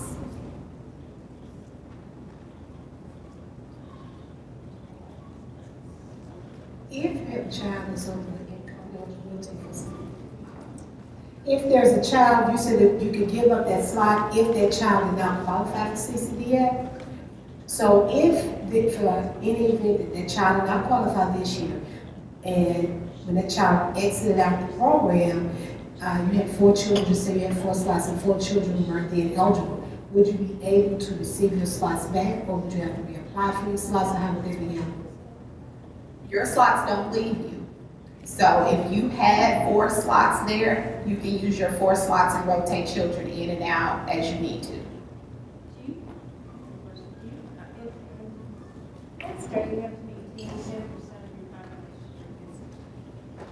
In Head Start, you have to maintain 10% of your kid population for kids with disabilities. So if you had a child come in and that family was over income, if that child had a disability, they were able to be in a program. Is that the same for the child care programs as well? I mean, do they maintain a 10% for kids that may have disabilities, even though they may be over income? No. So even if that family comes in, it's a child with special needs, child with disability, if they're over the 85%, they cannot receive the CCDF piece.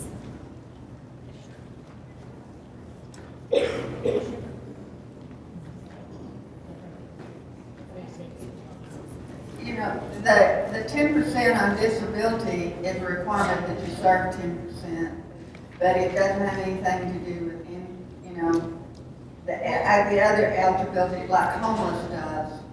You know. It used to be, I mean, now they may have changed it, but in the past, in some of the cancer programs I worked at, we may have a child come in and have a disability and was receiving services with the only, and we were allowed to take those kids. Yes, you are allowed to take them, yes, but as far as them being income eligible, they're not. Right. And so that's your Head Start piece or your early Head Start. Sure, that child is eligible for early Head Start. They're just not eligible for the CCDF additional payment. But yes, they can certainly be served in your Head Start slot.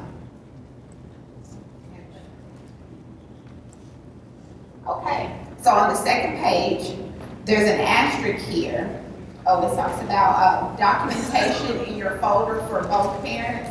So you all remember what documentation you're supposed to have for income? You can't use the tax return, but what is the thing that we prefer? Check stubs. Current check stubs. Yes. If the family is self-employed or for some reason they just cannot get you their check stubs, then we will accept that W-2 or that 1040. Okay, so there's an asterisk here that says foster parents are exempt from CCDF eligibility requirements.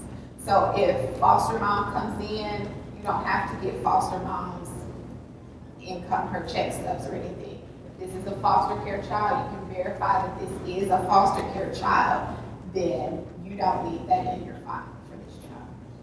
But it needs to be very clear on the top of your file that this is a foster child. Okay. You want to share your question? That was talking earlier about the foster child that was adopted during the process while they're. You all have an additional question on that? No, I just said, I went through my response for a foster kid because they can already get assistance from DHS. That's true, but we do know that foster care is one of the populations that we near and dear want to serve. So we want them to have the highest quality care. So if you can still serve them in your early Head Start program, we do want you to do that. Well, Lots. if I've done a my program, my Head Start kids are in with my regular kids. So they're still getting the same benefits, what you're saying to me. And also, we've only got 50% of our kids in the additional funding. So if I had a foster kid and I did use a Head Start slot, I think most of their kids would want. You're exactly right. So we want those kids to get the same benefit, but you can work it that way.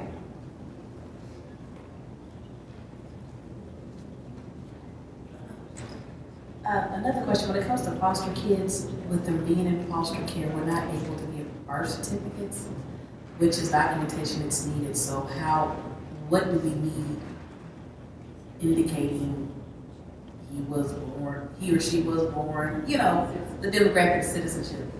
What do you get for your Head Start piece?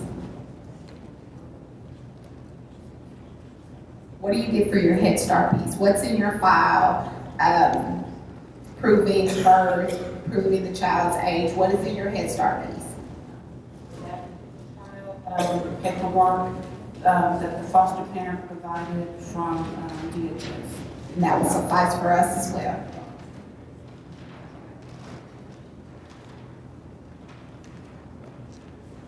So how are we feeling about eligibility?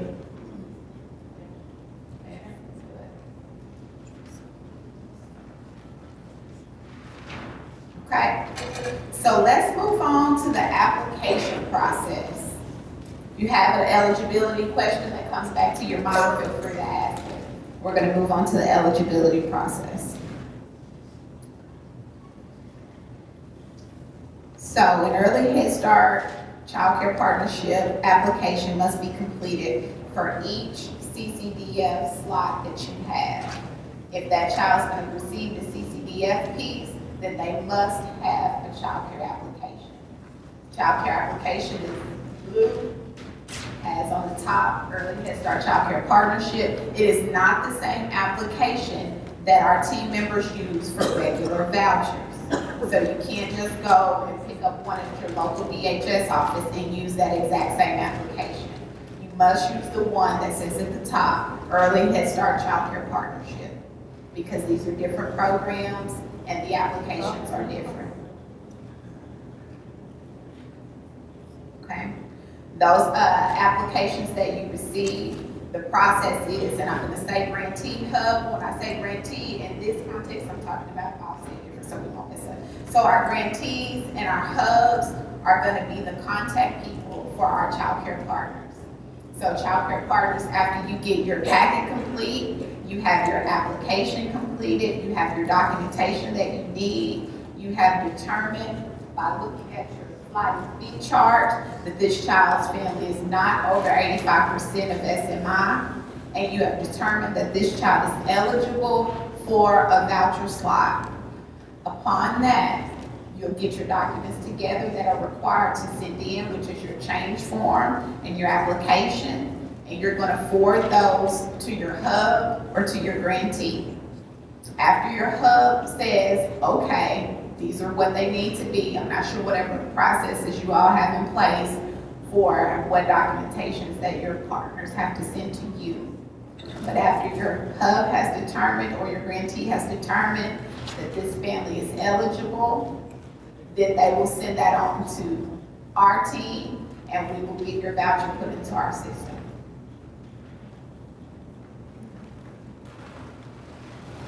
Any questions or concerns about the process?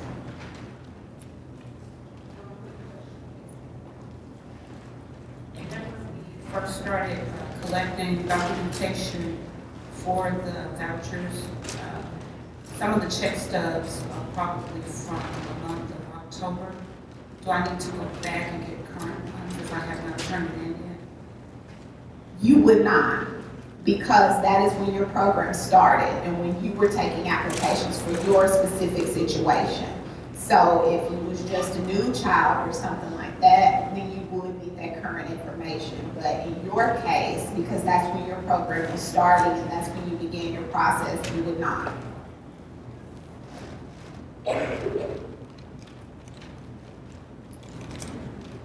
So all those applications, we do ask that you scan those in to us. So we had a team here that you all have been working very diligently with and very good with. That's Sherry Chappelle, Tammy Cochran, and Jamie Hill. Thank you all for getting your information to them as promptly as you have. We do have a couple of asks for our applications. We have received a lot of them that are not legible. So we do ask that you make sure that when you're receiving your application or you're filling it out, who's filling out their own application and who's asking families to fill it out? Who asks families? For the CCDF piece. This application should be filled out by your program staff.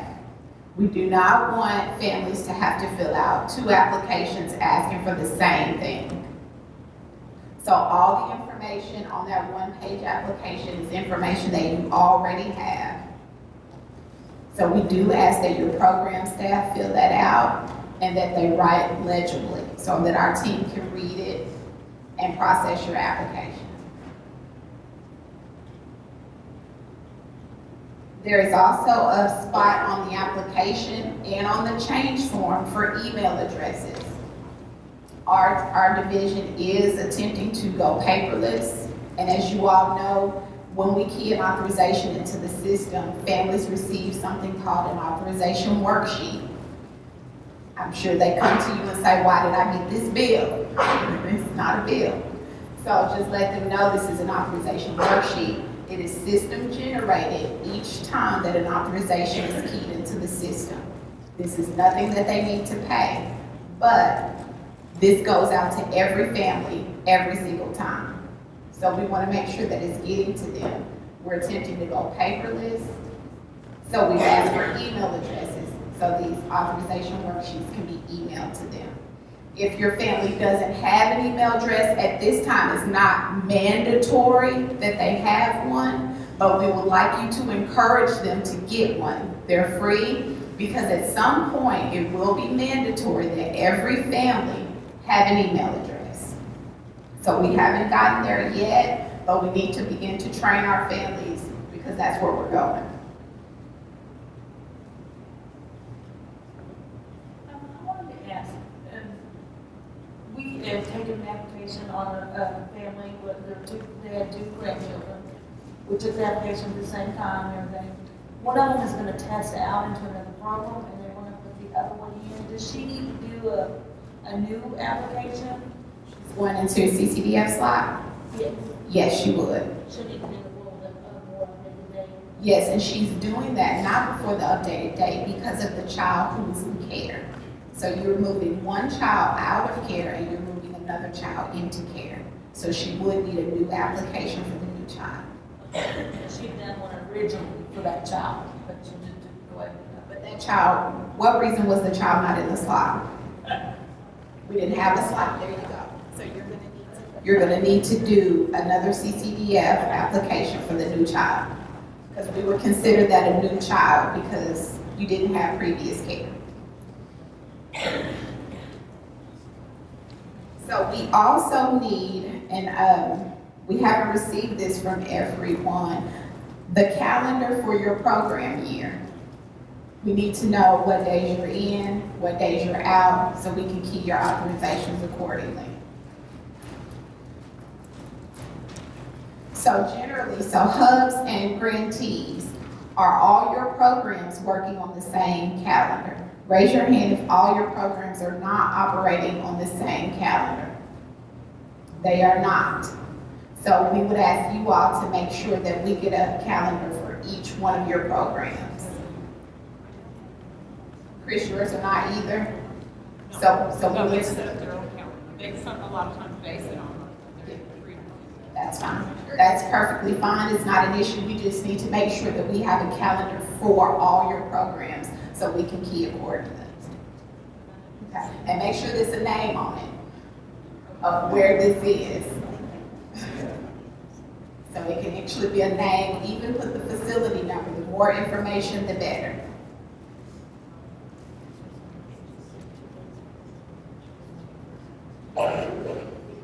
And everybody understands that when your early Head Start Child Care Partnership program is closed, you should not be billing your child care voucher that is under the slots for this program.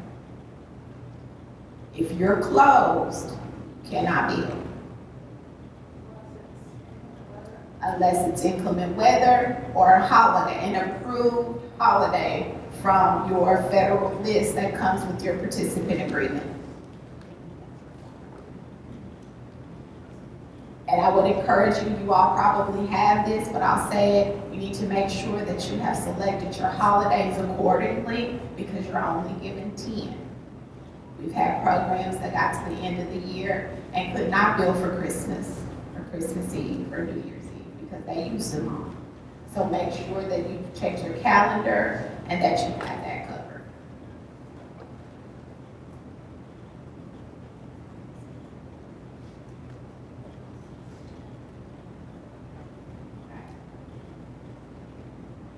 Let's move on to the change process. So on your table, you have an updated change form. As you all review that, I think you'll see why we've had the need for an updated change form.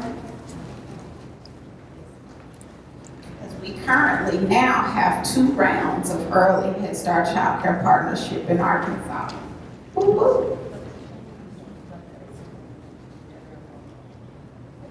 Yes, and I know everybody didn't get a copy of this, but I will send it out electronically to your grantees and to your hubs who will get it to all their programs, please. So I want to draw your attention to the family information. That line for email address has been made larger because we want to emphasize the fact that we want families to have an email address. So please make sure that they're giving you the right email.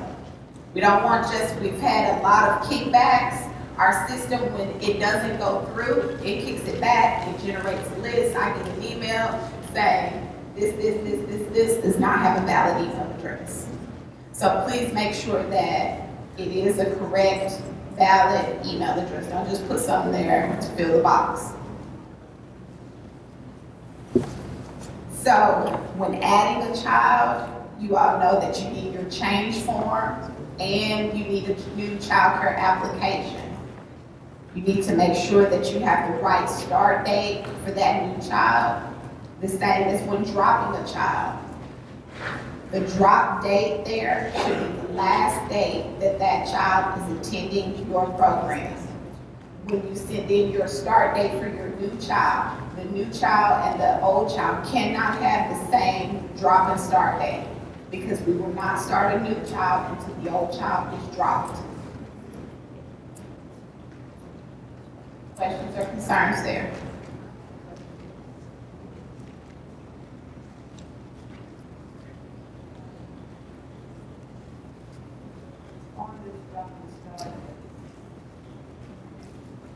On this drop and start date, how do we won't know until I guarantee,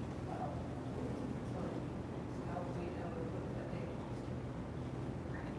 So on your drop date, that's going to be the last day that Brandy attended your program. That's the last day you can bill for her. So if that was August 1st, then you're going to put August 1st there. If you had a wait list and you know that Jaisha was eligible and that's the day you want to start her, then that's the start date you're gonna get. You can always communicate with your grantee and let her know. I'm not sure what process she has in place for this, but you can communicate and say, I'm gonna start Jaisha on the 2nd. Randy dropped on the 1st, Jaisha can start on the 2nd. And so if she started your program that day, but she needs to attend that day, if that's the day she started, then that's the start date that we'll begin your payment for.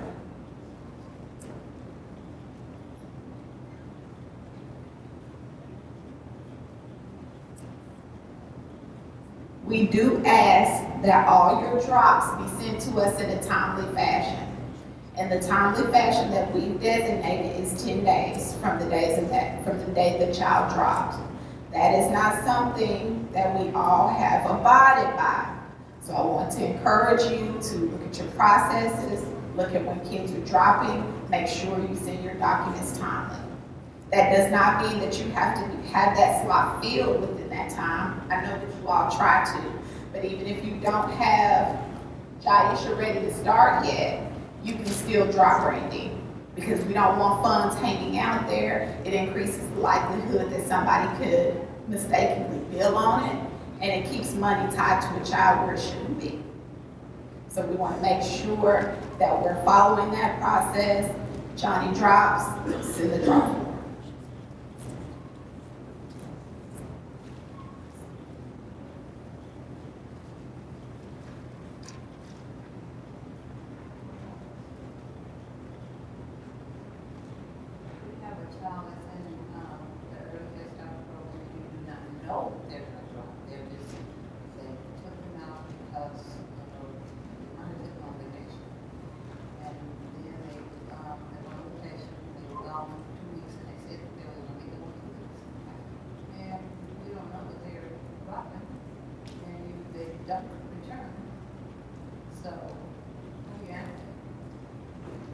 So the child's been gone 2 weeks. They told you up front that they were going to be gone 2 weeks, so you planned for that. After they did return, they said, does your family service worker not try to make contact with that family? So after your family service worker makes contact with their family and they inform you that they're dropping, then you drop the family that day. But if your family service worker is not able to, do you all have a time frame in place as to when you drop a child?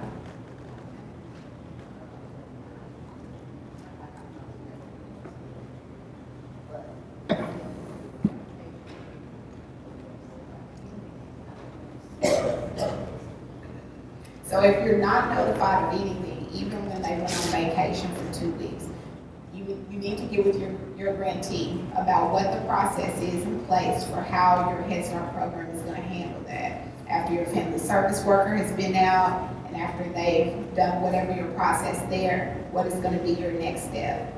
Voucher, the CCDF part does allow you to bill up to 6 days for absentee. But if you know that that family is not returning, you cannot bill absentee. Now, if you're unaware that that family is returning, you can bill those 6 days. However, you need to be trying to figure out what's going on with that child far before you get to the 6th day. And that also depends on how many absentee days that the child has already used, because you all know that absentee days work in trimesters. So whatever you're allowed to bill that month, if that child is gone for that, then it's going to depend on what the child has missed previously. So anybody that's having that situation, make sure that you've spoken to your grantee or to your hub to make sure that you have a plan in place about when your family service worker is going out if the family is missing that often. Do they actually need the slot? They have 240 days a year that they're supposed to be here. And that's including holidays. It is including holidays. Well, that's up to your grantee. Okay, so if they have 240 days, okay, our air conditioners out,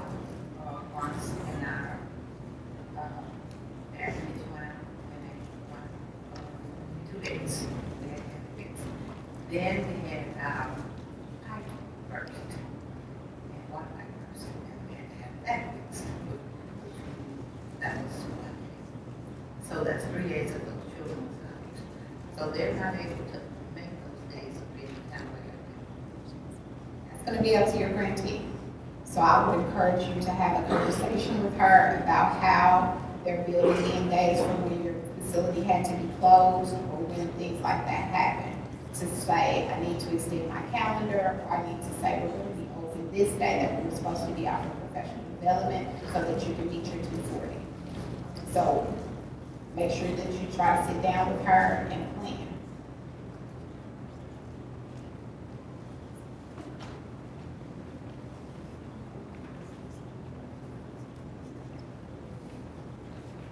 I was just going to comment that on Headstart, there's an 85% attendance rate too. So that's another incentive that you have to keep up with these children, that if they're not there, know why they're not there, and can't drag on for a week or two because it affects your attendance rate.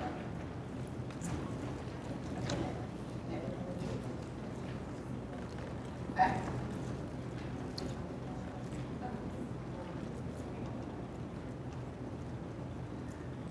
Okay, you said that there are you said 6 days that they're allowed absent. Is that within a month's time? Is that within quarterly in a year? However, it depends on what trimester you're in and how many days that that child has already used, because they can only use a certain amount per trimester. And if you look at the middle of your application, you get back to your office, look at your application, it gives you the exact amount of days and where the trimester started is. So say Johnny was out with the flu, he missed a week and a half. During cold and flu season, there are 8 that you can miss in a month. And so and there are 8 days you can miss something per trimester, still 6 in a month. But we give a little bit of leeway because we know it's cold and flu season. So just make sure that you stay on top of it so you don't get to a point where you think you're gonna feel absentee and he's already used all of his days.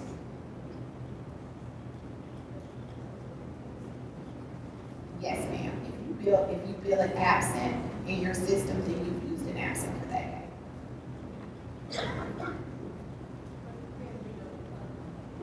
can't bill for the child if he's not there. Okay, if he's out and he's sick, and you have to bill absent for him because he's sick, even if it's really an excuse, you still can't bill any more than that driver's. No, ma'am, you cannot.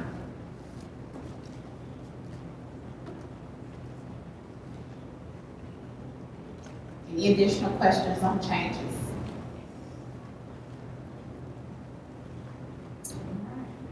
So let's talk about CCDF record storage. We do follow the licensing regulations on that. I think you all know you need to maintain your records for at least 5 years. There are going to be times, and I think a lot of round one has experienced that this CCDF has federal audits. So there'll be times when I have to come to you and say, I need Brandy's case file.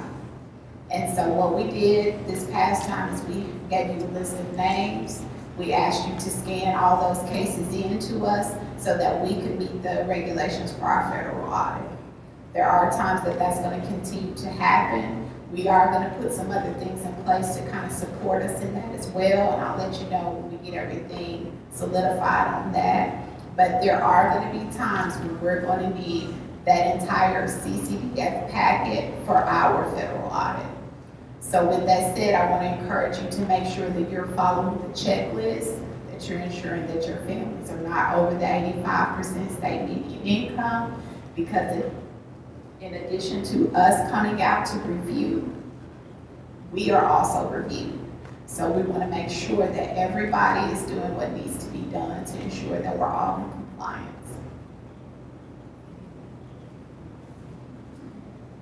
We're going to have case reviews coming up again, probably the beginning of the year, where our team is already working to get those scheduled. The way that it will work is that we will contact your hub or your grantee and let them know what day that we plan to be out. If they want to be there, that's perfectly fine. If they do not want to be there, that's fine as well. We're gonna come out, we ask for your records. We probably will take a sample, it just depends on how it is. We go into a designated space. We do ask that we're in there alone, so none of the partners are there, none of the grantees or hubs are there. You can be in the building, but not there while we're reviewing. And we review your case records, then we will speak to your grantee or your hub about our findings. They will let you know how you did. If there are concerns, we will set a time frame for those concerns to be corrected. This is not, we're not the police, we're not coming out to say, hey, I caught you with your hand in the cookie jar. We want everyone to be in compliance, and we're going to work to make sure that you are. This is not the I got you game. We want everybody to succeed. So that is the spirit that will be coming to your program is. And now there does come a time when things need to be the way that they need to be.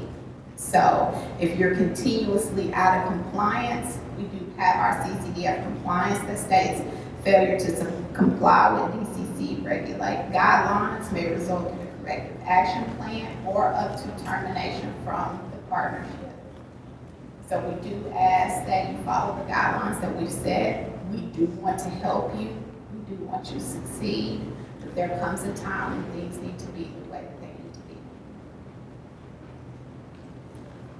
Any questions or concerns there?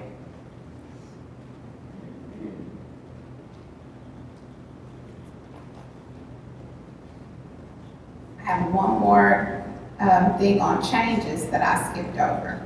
So when you're changing a child, you're going to change Brandy, she's dropping, and Jaisha is going to start. Those need to come on 2 separate change forms. So you need the drop form for Brandy, she's dropping on the 1st, Jaisha is going to start on the 2nd. So you send me 3 documents, only 3. The drop form for Brandy, the change form to add Jaisha, and the application for Jaisha. Please continue to make sure you use your checklist to ensure that you have all the documents in your files that need to be there. Any questions or concerns before I turn it back over to Ms. Gobey? Okay, so we do have, these lovely ladies back here have made us a sign. So in order to help us be more efficient, you all were sending your applications to your specific contact person, which was either Sherry, Tammy, or Janie. We have a new email address that we all have access to. This will help us be more efficient. This is the email address that we're going to ask you to send all of your applications and change forms to. I will send it out electronically. You can't write it down, but it will come to you electronically. That is infant toddler programs at DHS.Arkansas, spelled all the way out, .gov. We have some of our friends that go on vacation. Some get sick. Some are just not there that day. This will ensure that we all have access to process your information as timely as possible.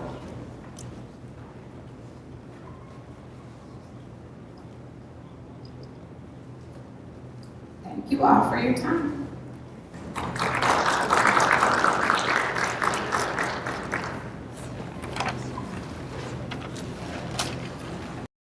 I know all of you have heard of scaling questions. Most of you go to the doctor and they'll say on a scale of 1 to 10, how bad is your pain, right?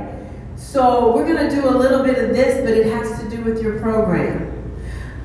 I am gonna ask that nobody say a word unless I call on you, okay?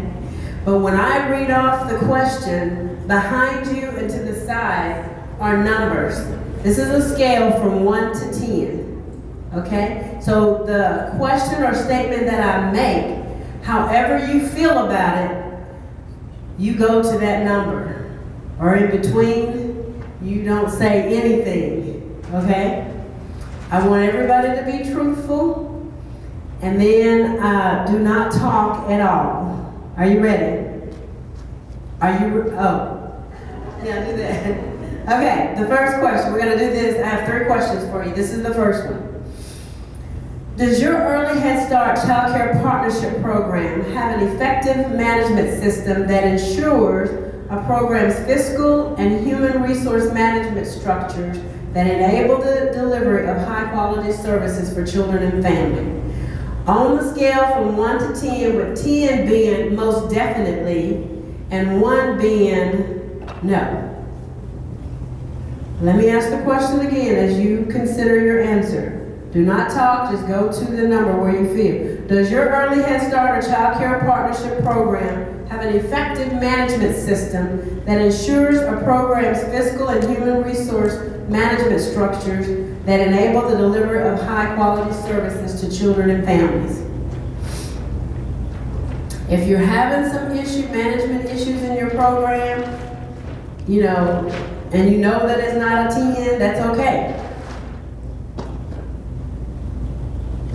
Is somebody talking? Okay, where are my AEL grantee and partners? Raise your hand. Okay. Where are my CSO? Okay. Did y'all look around and see where everybody was? Okay, DCC grantee and hubs. Raise them high. Okay, look around. Okay. And then CSO? Did CSO? Oh, CSO AEL. Who are they about? UAPB. Well, UAPB is with DCC. Oh, they're not. Oh, UAPB, UAMS, UAPB. Okay, you see where your people are.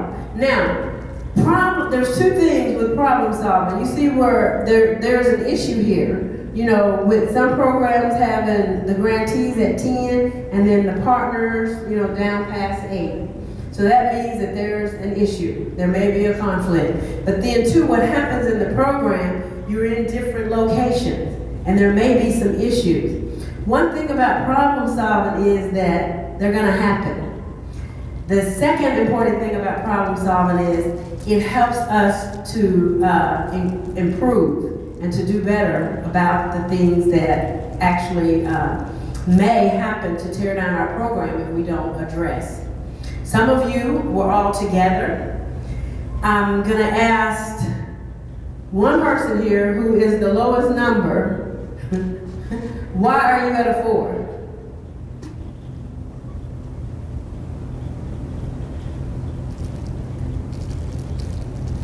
There's been changes in management.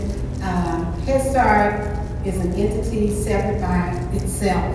So to have to collaborate and create a partnership that's going to work across the board to be able to meet state and federal guidelines, there were certain changes that had to take place.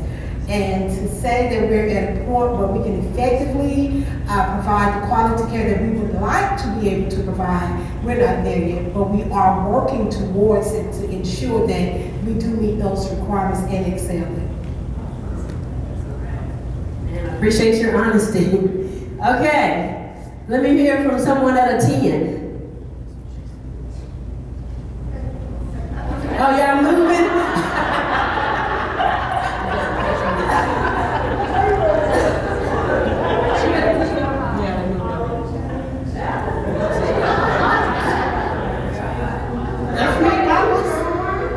Well, I came on to UAMS this month. It's still January, right? Okay. So from what I'm seeing, they do have a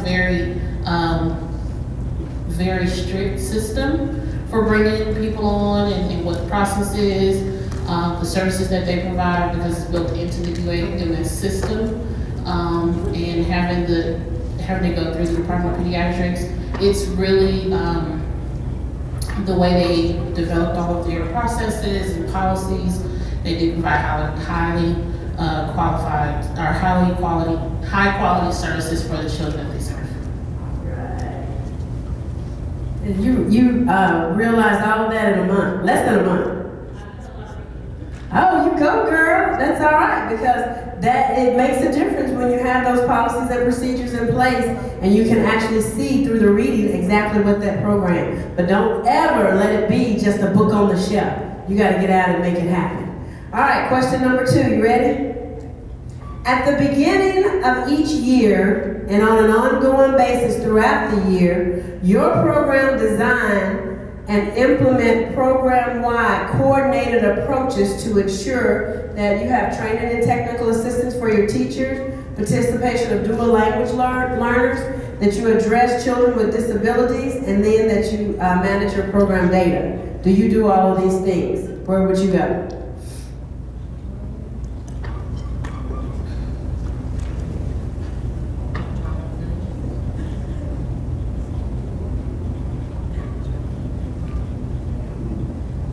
Okay, let's talk to somebody. Don't y'all move either.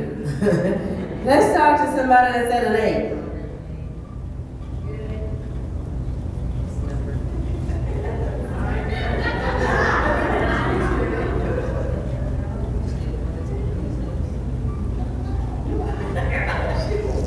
Okay, so I'm at 9. I think a lot of people are at 9. We've had the program for 3 years, and I feel like every year we get better, we get more people, we've got such a good support system, and we've got a lot of good things going, so that's what I'm saying. Yes, all of that, yeah, and we've got all the people in place for all the different things that we need, so, and I feel like our grantee does a great job of giving us the information we need as well, so. Oh, well, because I always feel like there's more room for more. Yeah, we're not perfect, but we're. You have it that way. Let's give them a hand. That's awesome. Okay, the last question. Anybody else have a comment? Okay, the last question. Your Early Head Start Child Care Partnership ensures all staff, consultants, contractors, and volunteers abide by the standard of conduct that ensures that they implement positive strategies to support children's well-being, and they do not maltreat or endanger any child in the program.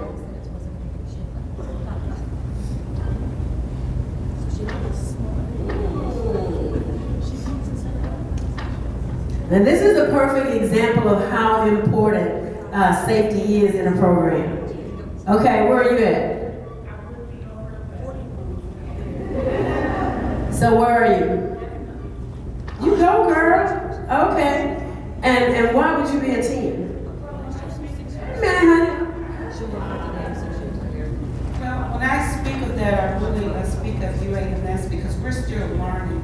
Our program only started the end of November.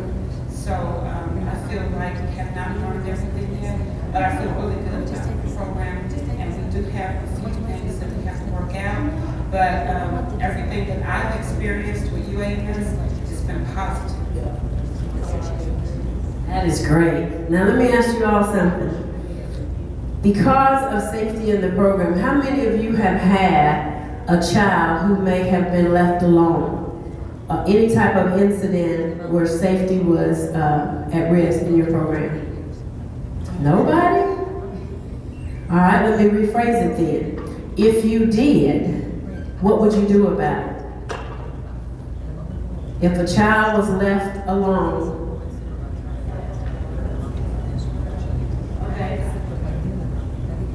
okay, self-report and corrective action. How many of you, well, if you didn't have any, have you ever had a safety issue whereby you had to let go of staff? You have? You want to tell us about it?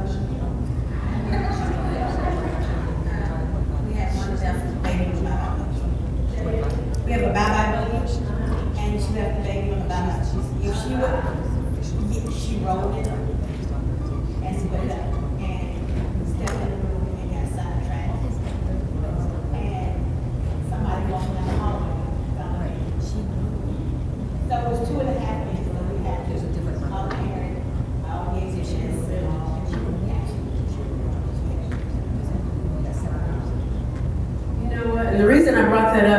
to err is human, but when we're talking about the lives of the children, other people's children that we have in our program, we really have to cover our checks and balances.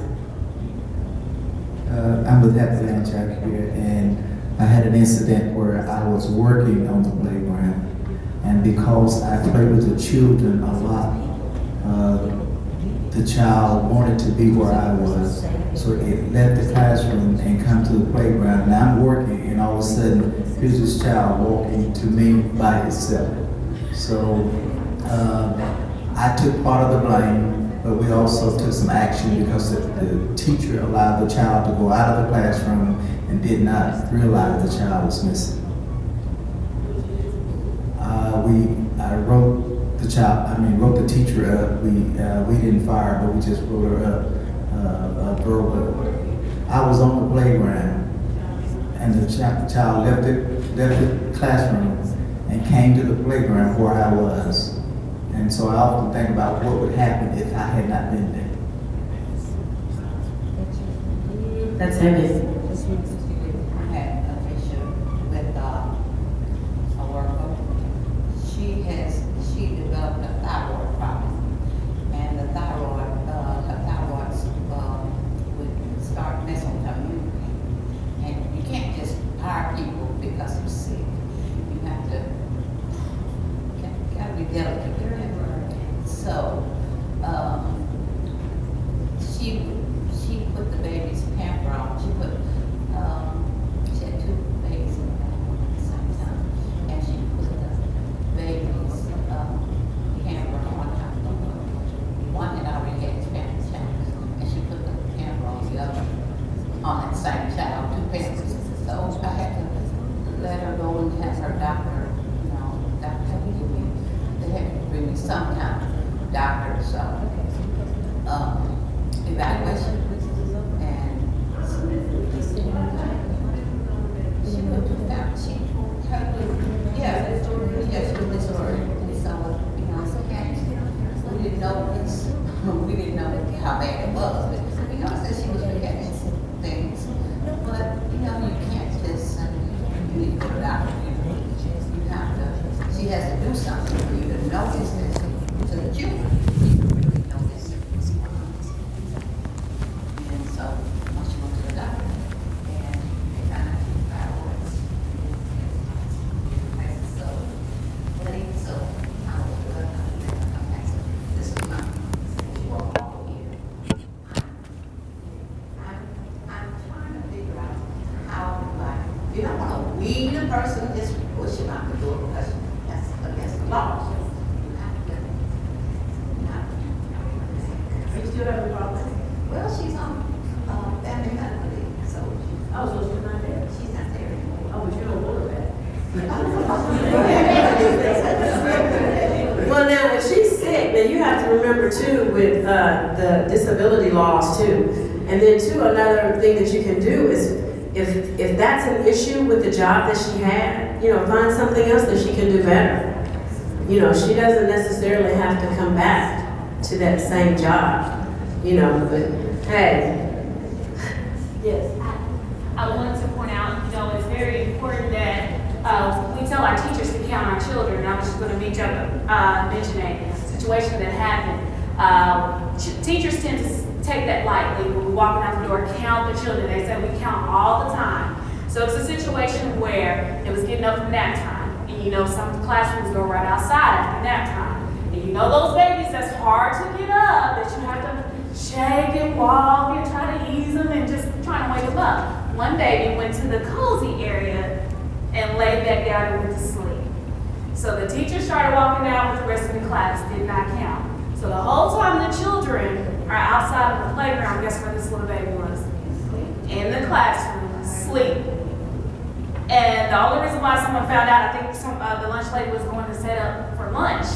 And she heard the movement, and she's like, what's this? And that's where she found the baby. So that's one of the safety, one of the number one safety issues that I've seen as far as like when I was managing centers and being directors, is our teachers fail to do some of the simple things that we have to keep reminding them about counting our children and things like that. So that was one that could have easily been taken care of if we just would count before we walked out the door, or when we come back in, or when we move from one area to another. You have to make sure that they do that. I know you all heard about what happened in West Memphis, where the child was left and actually literally burned up at one of the CHMS programs. And, you know, I'm a first-time grandma, and I could not imagine, you know, my child. I mean, think about what that baby went through. And crying and nobody, as any van, bus, you gotta do the sweep. And you have to instill this in your staff all the time because it could result in death for a child. You know, and like what she shared in another area in the state of Arkansas, one teacher took her children, she was trying to hurry up because she had a play to get to. And she took them all to another classroom, one child was in the bathroom. So when the child came out of the bathroom, everybody was gone. So the child left, and then one of the state officials, a woman, was driving her car and found this baby trying to cross the street. And of course, you know, she picked the baby up and took it to the police station and then found out exactly where the baby came from. So these things, they're, you know, it's really, really hard, you know, the job that you have. But we have to put things in place to take care of these things. We have to do the problem solving. A lot of times, what happens with problem solving, a lot of people try to solve it first, because what I may see as the problem may not be the same as what you see, Chris. So we have to really look at, you know, the 7 steps to problem solving and actually take our staff through that to make sure that they know and understand. Even with this activity here, and you see people in your program, some's at 10 and then some's at 4, you know, there's an issue. And so we have to address those issues to make sure that we get everybody at a 10. So I have here, and Jay's gonna give everybody a copy of the 7 steps to problem solving. And when you get a chance, you know, you can do this with parents, you can do this with staff, but it'll help people within your program to make sure that they do the checks and balances for any challenges and issues you have in the program. Thank you. Oh, wait a minute. I've been around since we were just working in closets and everywhere. and sometimes I think we're going back to that. But in all these safety issues, sometimes it's a design change, or it's a simple thing like a bell on a window, or a door cut in half, or a wall changed to a pony wall, or, you know, the cozy area like the child that went to sleep. If that had been more a see-through or open to where you could see it from the doorway, that wouldn't have happened. All right, thank you. Any other comments? Okay, thank you guys. You may take your seat. So the key to remember with the implementation dip is you do not want to get stuck in the dip. That means your program is not going anywhere. That means that those issues that you are ignoring is going to make things worse in your program. So you strive to set your goals to make sure that you come out way above where you started out. And you have to, because child care does this, Early Head Start does this. When we put it together, this is what it looks like. And if this is what it looks like, then we should be up here. So what we're going to be doing today is really look at some lessons learned from the round 1 grantees. I'm going to turn it over to Angela Ward, who is with the Division of Child Care, and she's going to facilitate this session. So as they talk about the issues that they encountered from round 1, and y'all remember I was there. So they're going to tell you how they got in the dip and how they actually came out and what worked and what didn't work. Angela? Thank you, Jackie. Hello, everybody. All right. So we're going to use the same format that we used earlier. We'll get started with a little opening comments, and then if you are going to have questions for anyone in particular, we're going to use the Post-it notes that are on your table.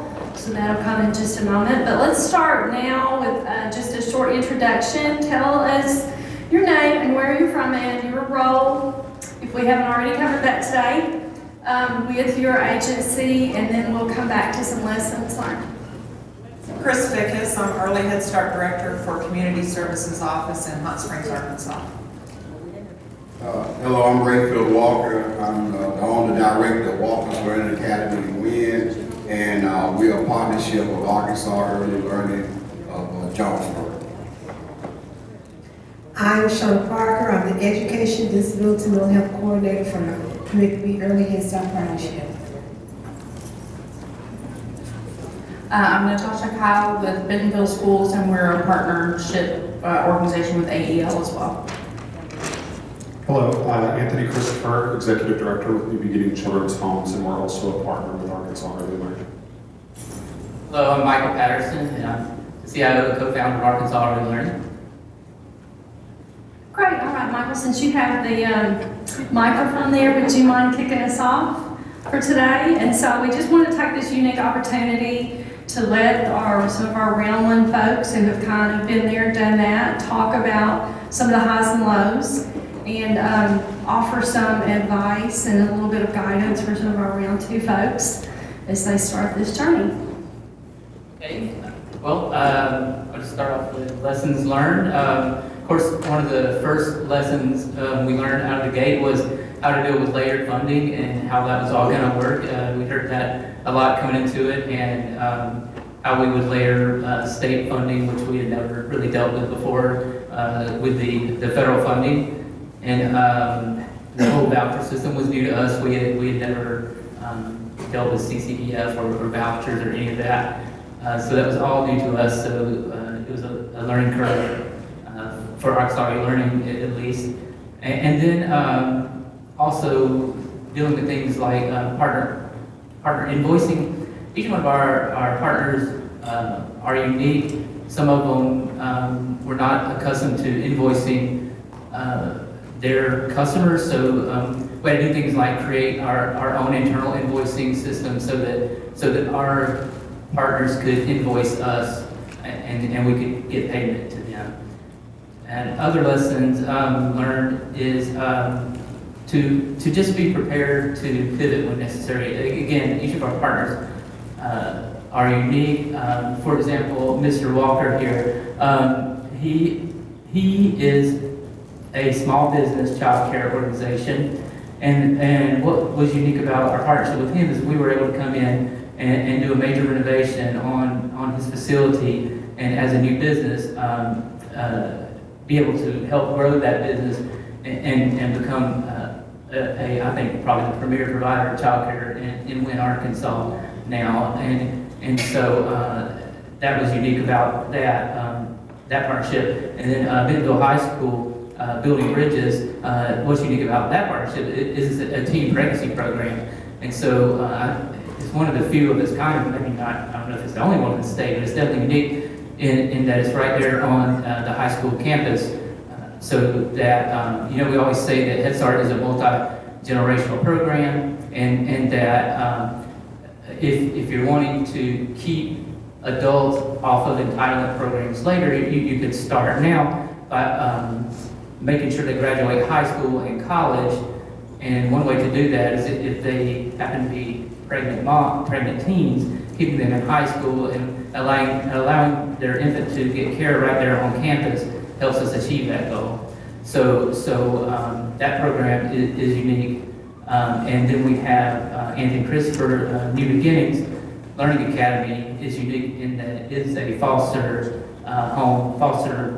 placement organization where it is a property that has built all these foster homes on several acres, and then they build a child care center right in the center of this property, and has partnered with us to now provide early Head Start in that child care center. So each one of them is unique, so we've had to approach each one of them differently. And also a lesson learned or a challenge for us was some of us had for-profit experience coming into the partnerships, but many of our staff had only experienced the nonprofit world in their entirety of their career. So teaching our staff that for-profits sometimes have different needs than nonprofits, and they have payroll to meet, and they have, so it's incredibly important that when they submit invoice, that we turn it around super fast. It's not, we can't sometimes sit on it like we do our other vendors, and sometimes those invoices are not, shouldn't be net 30, we need to do net 7 and turn it around in 1 week, or perhaps payroll might not be able to be met if we don't turn it around super fast. Those things, because they're heavily invested on, reliant on payments for us to be made and to meet their overhead expenses.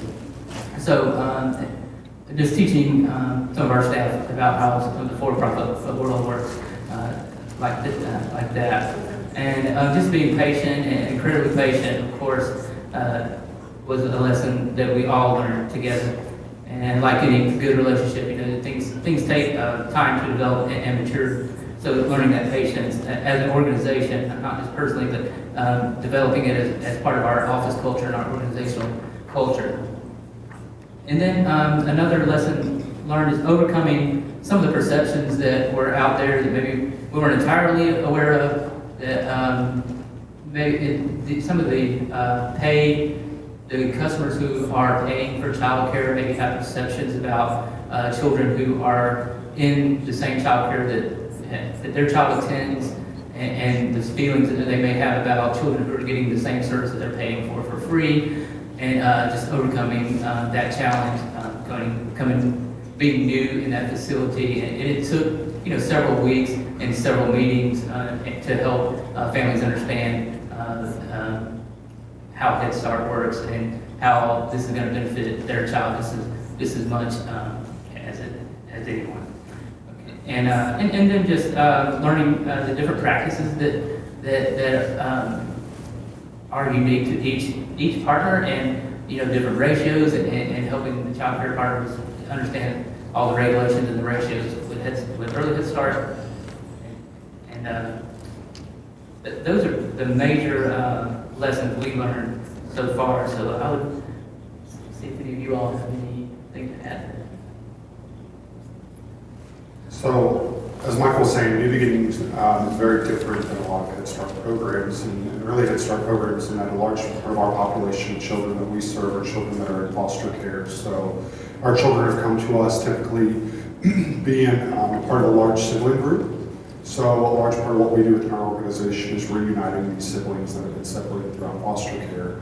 And so, oftentimes we know when you get them safe, you get them sheltered, you get them fed, you begin to see all the implications that come with foster care, which oftentimes starts in the educational arena. And so for us, I'll tell you that our partnership with Arkansas Early Learning has been so vital to helping to increase the quality of life for our children, whether that's through the materials that we use, the facilities that we operate in. When I first met with Michael, we're going on a year of our partnership, Michael came down and met with me, and I had this perception that Arkansas Early Learning was just this really small organization, and then before I knew it, after our contract came out, loads of people just started coming out, and finally I had to call him and say, hey, can you send me a copy of your org chart? He's like, yeah, no problem. And I think what I'll tell you through that process has been, anytime we've had an obstacle or an opportunity where we could have learned to grow, we were met with a supportive, welcoming team that was willing to help meet us in the middle where we were, to ensure that we were successful ultimately, so that our children were as well. I think for us, just like he said, we're have one of the only programs in the state that offers a child care facility within the high school to ensure that pregnant teens can continue their education and graduate. So for us, I think the hardest part was transitioning from a paid program that took vouchers for those teen parent babies, but also had quite a few district employee children, transitioning from being a paid program and having to kind of transition those families out was very difficult, because we had several people that we had had generations of their children, you know what I mean? And so that was probably the hardest thing for us, but it's also been the best thing that we've ever done, because of the partnership with AEL and Early Head Start Child Care Partnership. This is the first 2 years that our program has ever not been $30,000, $60,000 in the red.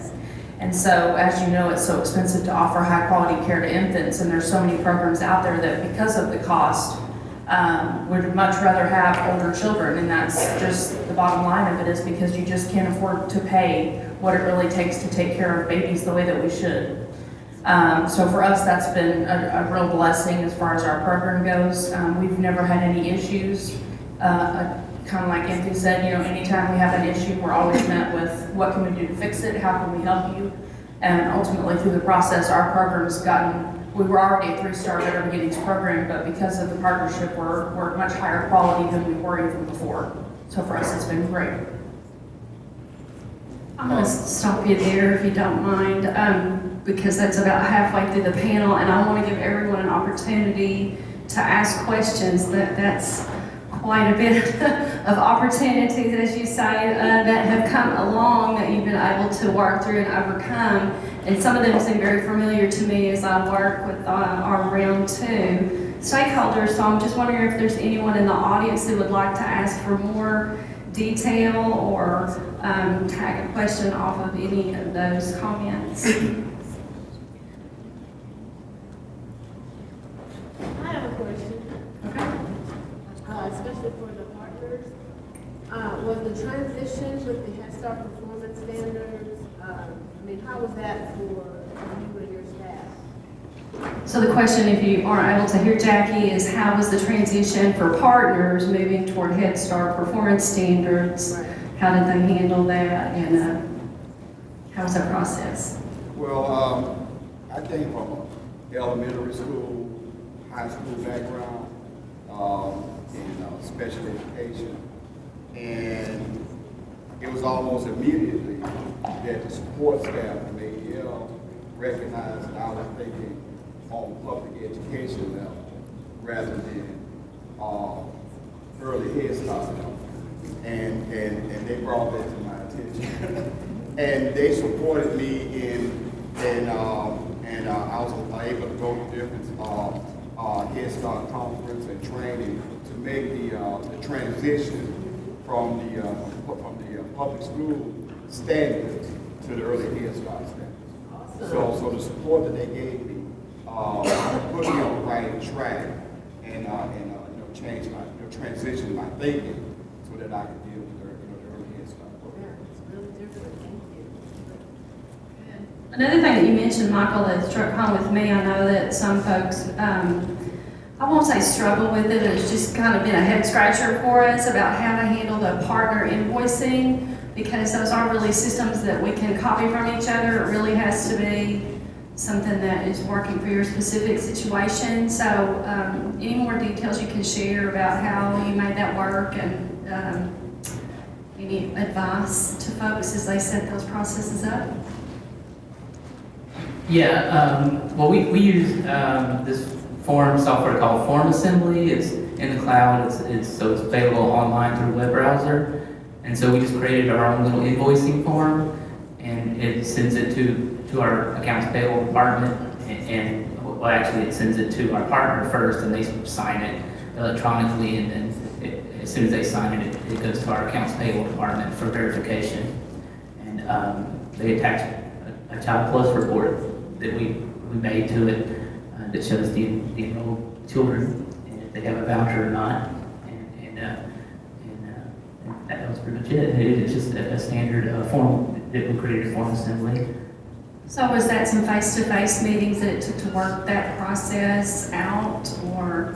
Well, we actually kind of started with Mr. Walker was our first partner, so we started with him and kind of based it off the invoice that he was, he had an invoice, but we just kind of based it off the invoice he was using from QuickBooks, I think, was working really well, so we just kind of based it off that model and went with it and created a template for everyone to use. You know, if I could add to that, it was Jackie that trained me in QuickBooks. And that's where I got the method that I use to do the billing to AEL. The good thing about Form Assembly is it'll let you do calculated fields. There's a lot of form software out there, but a lot of them won't let you do formulas and calculated fields in those forms, but Form Assembly will let you do that. What advice would you give to a nonprofit organization that's first time working with partners that are for-profit It's like you stated before, most of the nonprofit didn't see that, you know, that payment needs to help them make payroll or materials or food for the next week. So what advice would you give to a nonprofit organization that's in that position like? I would bring in the leadership of the for-profit and have them meet with your fiscal team of your nonprofit and just, you know, have open, frank conversations about, you know, hey, if you can't turn my invoice around in 7 days, then I'm gonna have to dip into my personal savings to meet my payroll. You know, that's the reality of a lot of small business, not just childcare industry, it's a lot of small businesses out there. This is a big check that's coming in for them, and we're asking them to lower their ratios. Therefore, they're going to have to hire more staff, and they're going to have to foot that bill if we're not getting a check out of them. You know, and how would we like it if the feds cut off our payment management system on us, and we weren't able to meet our payroll, had to dip into our community funds and foot the bill for a pay period or two? We wouldn't like it. So that would be the equivalent. So just thinking about it, you know, it's the old put their shoes on for a moment and walk in their shoes would be the only advice I would give them. Thank you. Okay, and we can, anyone else about any of the issues they've covered so far? My hats are off to all the for-profit folks that are willing to take on this partnership. I'm formerly a for-profit childcare center owner myself, so I walked a mile in your shoes and I know how that feels. And so opening your business and your heart up to someone to come in and tell you how to run your own baby of a business, I mean, I understand that can be difficult, so I salute you in doing that. So we can continue our panel.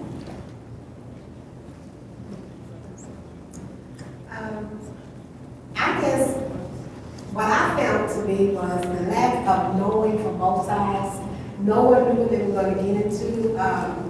And even though with private providers, you have to meet state guidelines, but performance standards is a whole new ballgame. So we've had to go back to the drawing board because we have upper management that haven't had to buy into performance standards. So we're at a point now where we're retraining upper management to gain an understanding on what the performance standard is, the reasoning for the performance standards, because I can go in every day and do a job by motion. But if I don't understand my purpose for doing it, then I'm not going to do it to the best of my ability, meaning that we're not providing the best quality of care that we can be providing to the children and families. So we're re-educating our upper management because once it would make a difference for fathers to have a buy-in, if the ones who have to do the ones that's constructing policies and procedures, the ones that have to ensure that policies and procedures are being implemented, if they don't have an understanding. So that's the place where we're right now. We're retraining, regrouping. We're back at the chalkboard now because not everything is going to work for every partner. We, unlike other grantees, we have 15 partners. So we have to look at it from a totally different point. We have to take a step back.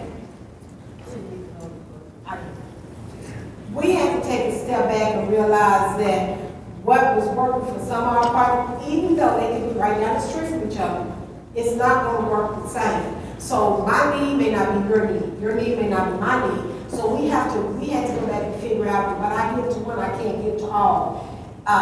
They may need something different. So then we're restructuring because we have to meet the university guidelines, we have to meet performance standards, we have to meet state guidelines. So then we had to come to a meeting. And we had to figure out a place where it was going to work and cover all bases. And I would say too, one of the things that I didn't think about when we went into the partnership was how it might affect staff. Because we had staff that had worked with us for 10, 12 years, and we came in and said, hey guys, we're going to do something different, we're really excited, and they said, no, we don't want to do that. that's too much work. Headstart performance standards is too crazy, we can't do it, that's a different world, you know. So we did actually lose some staff. I think it was, and ultimately it was a pruning, you know, you have to kind of go through and prune staff every now and then because they start to die, they stop growing, and so it turned out to be good, but I think as a partner, that's something you kind of can't be surprised about because not everybody's going to want to do the work that it takes to give kids what they deserve. Wow, well said. I have a question. You stated that, you know, how there's different needs from different partners and things like that.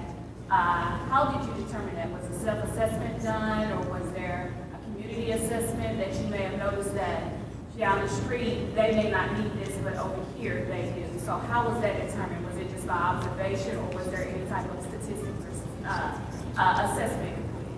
I'm feeling Okay. But I did sit on the panel. We do a community assessment as well as a self-assessment. And when we complete either our self-assessment, what we realize now that upper management is our self-assessment. We review our self-assessment and it goes in the drawer because it's needs for. We realize that once our self-assessment is completed and our community needs assessment, it's a working document that needs to go out to everyone. There needs to be a roundtable discussion on the findings and how we're going to ensure that what we found, okay, we have findings, what are we going to do to ensure that next year we don't have the same ones? We can move up a level. So yes, we do a community needs assessment, we do a self-assessment, and we do a check and balances in the office. And I think it has taken so long because in our partnership, even in the office, we have two people who are aware of what early Headstart and Headstart even was. So even though we have knowledge of Headstart and early Headstart, partnership is a whole new thing. So we're having to not only educate partners that, you know, work with us, we're having to educate the people we have to sit beside every day and we work with every day. And how can I expect from you, even though you may know health, you may know what needs to be done in health, but you won't know it for Headstart. So it's a whole wild game. And you can work in a child care setting, and you can meet those state requirements, but it's the performance standard, you know, now the performance standard, if your child is not there 45 minutes and that child has been there on a regular basis, they want you making contact with their family. That's not something child care is. They don't have not only the time, they don't have the means.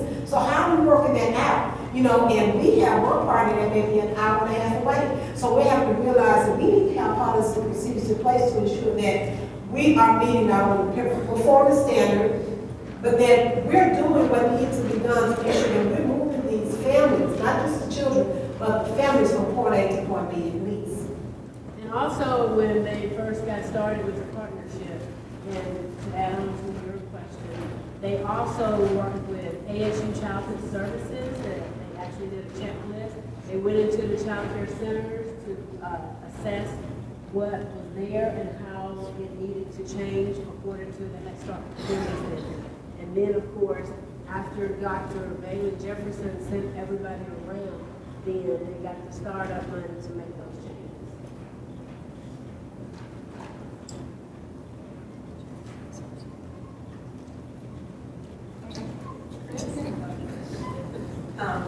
I think for us, one of the big things, we were new to early Head Start when we got the grant, we had a Head Start program. I came in new, I was a teacher, came in new to the position. So really at the beginning, it was everybody learning what we had to follow Head Start performance standards. But a big thing I like to remember is that it is a partnership. We don't give out all the rules to everybody. We had to learn a lot from our partners that we didn't know. And I think that sharing of information needs to be open. Remember, it is a partnership. We're not coming in and telling, you know, oh, do this. We always remember that you're an entity, you're an entity, you're an entity. And yes, everything can be different with each partner. There's some main things you have to do, but other than that, if you're doing those main things, the partners have to be free to run their business and do what they need to do and, you know, some of their values and things. Another thing, I always like to tell people is, if there's any question about a standard, you're following this, this, and this, just take the high road, take the most stringent. That's what Head Start is all about. If you see something that's low here but it's high here, do that. Just go high, because Head Start is all about raising them to the best level. All right, Michelle Obama.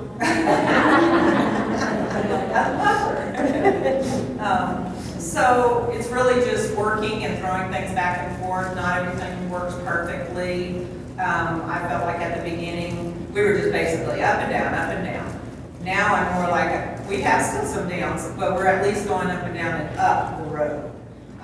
And not to get discouraged about it, and try to figure these things out. And always have in the back of your mind the children, the families. I get worn out, whatever. If you can't find me, I'm in with the babies. That just gives me that new foundation of where I need to go. Okay, it's been a rough week or whatever, but I can handle it because I know what I'm doing it for. And for everybody just to remember that in Head Start, that's one of the reasons Head Start is where it is now. And yes, we had all the same difficulties as everybody else, maybe more. And I can't pick out one thing particular because, like I said, it was all a learning. We were just up and down, up and down. There had never been a program like this before. We tried to follow a lot of our Head Start procedures and things that they were doing. Of course, we had to make up new things because Head Start is really a lot different. But it was what would work, taking suggestions, being a team, taking suggestions, trying those things. If they didn't work, you can always go back to the way you were doing it, but try new things, try to let, and especially for your teachers, open it up, let them, if you think this will work better in your classroom, let's try it. If it doesn't seem to work, we can always go back the way we were doing it, or we can find a better way to do it. So, and being creative in the classroom is important for me, I guess, because I came from teaching. I think for our partners too, because we're already in the business and already had a love for what they were doing. And I'm sure there was, different difficulties for them, but being open to that and just listening and trying to assist with any difficulties or, again, being that partner and being partners and saying, okay, we can get together and figure this out. Neither one of us is all alone in this, and let's, get it done and make it happen. That's all I have to say.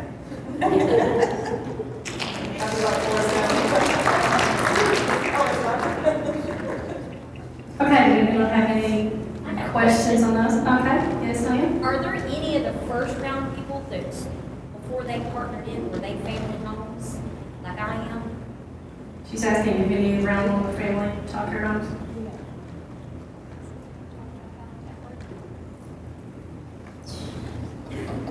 We have one family daycare home, and we had to quickly realize that we have to,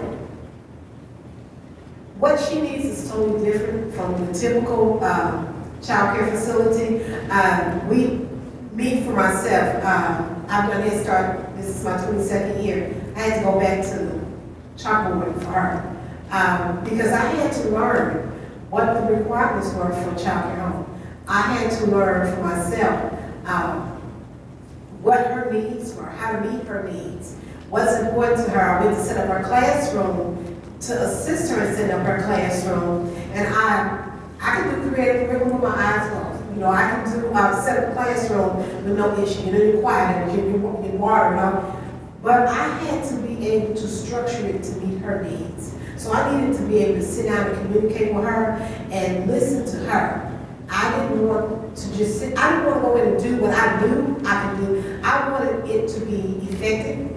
I wanted it to be sufficient. I wanted it to be usable for her and the children that she was serving. I also had to realize that requirements that the state requirements for a child care facility, some of them vary for a child care home. So I had to learn those, and she quickly reminds me, when I go in to have discussions with her, that there are some things that are different for her. So we had to learn, and it's not so much as taking a different approach or, trying to care a little more for her, but we just have to understand that, like, as he was saying, as for A regular facility, they may have something to fall back on, but this is her all in all. So we have to realize that the partners that we work with, they're pouring their heart into it. Most of them are not doing it just to make a dollar. They're doing it because they want to make a difference. They're doing it for the same reason we do Headstart, because we want to see that baby 10 years from now, 20 years from now. We want to see the family, and we want to see those children, you know, that we want to see them excel. So we put our all into it. And I think that the partnership, when I first came to the table, because I came on late, I think everybody was sitting back wondering, you know, I know my intentions, but what are yours? You know, so we had to have some deep discussions. Partners came in, I think some people had their guard up because it was the unknown. They didn't know. They didn't know what to feel. They didn't know if we were actually going to be there to benefit them and to help them grow. You know, sometimes even now when we go in, even though they say they don't feel that way, I've been in the classroom. You're always wondering, okay, is today you coming to with an I got you attitude? You know, or are you coming to actually benefit me to ensure that when you leave, I know a little bit more? So I had to learn that even dealing with the partners, dealing with the child care home, each one is different. I'm having a good travels. I'm having a good time with my partners, or my hub.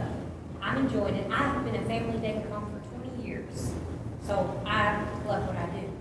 And like you said, no, you don't do it to get rich. No, you do it for the outcome.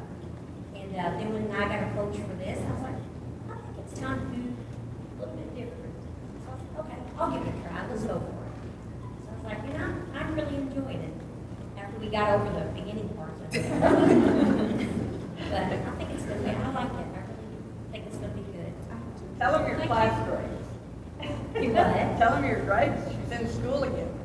Oh, I'm on the chancellor's list. Awesome.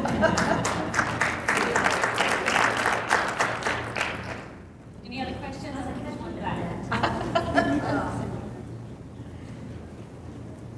went from the Headstart program for 10 years into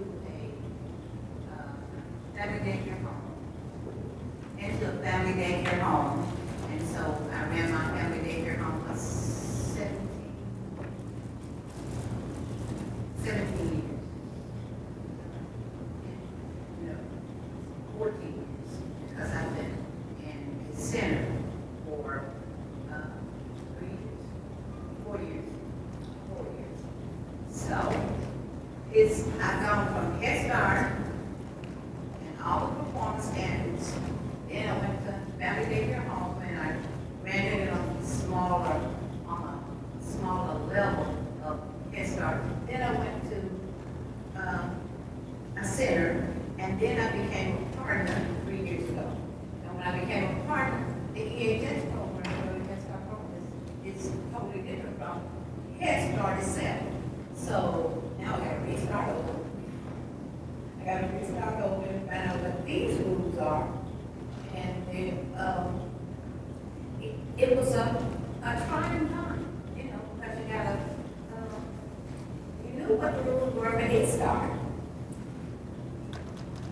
And they're basically under the same rules. It's just that babies are just different. You got different groups of babies. And so, you gotta hire somebody. Then you gotta hire somebody here. Then you gotta learn how to do, pay people, you know, because you hired all these, you got people on here. I got daycare, and then I've got Headstart. So I gotta pay, get Headstart payroll, and keep up with my payroll.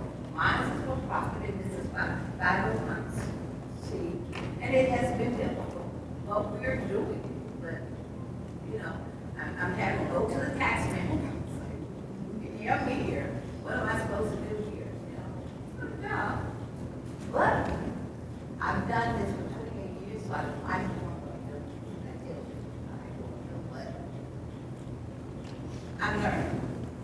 I'm still learning. So you're saying we need to hang in there. It can happen. I have a question for round one. If you guys, or was this a problem for you guys find qualified teachers? And if so, what was your process for getting qualify? Well, we were already 3-star better beginning, so it wasn't hard for us as far as having qualified staff. As I said, we did go through that pruning process. And so I think it's not necessarily finding qualified staff, but finding the right qualified staff. Because it's more than just having a piece of paper, it's having the heart for those kids. And that's something I can't teach. So I think it's more about finding the right staff than finding unqualified staff. I think for us, being a nonprofit, you run on limited funds, and finding quality individuals to care for the children that you're really attempting to advocate and educate each day is really difficult. And so through that process, it's always a lot of interviewing, a lot of scouting to find the right people, but then helping to meet those people as well where they are, get them where they need to be. So if they come in and they're not fully qualified, APL has been so great at helping to pay for like CDAs for our teachers. And so that's been a huge help when you find those with the heart and the passion, but not necessarily the painful involved.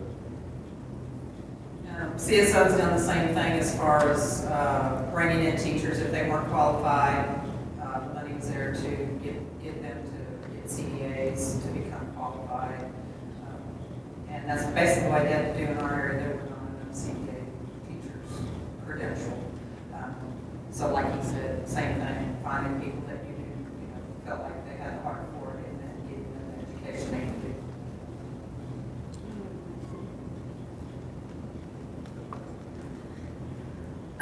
When we talked about the implementation dip, what is the biggest thing that got you in the dip? And can you tell how you got out of it, if you did?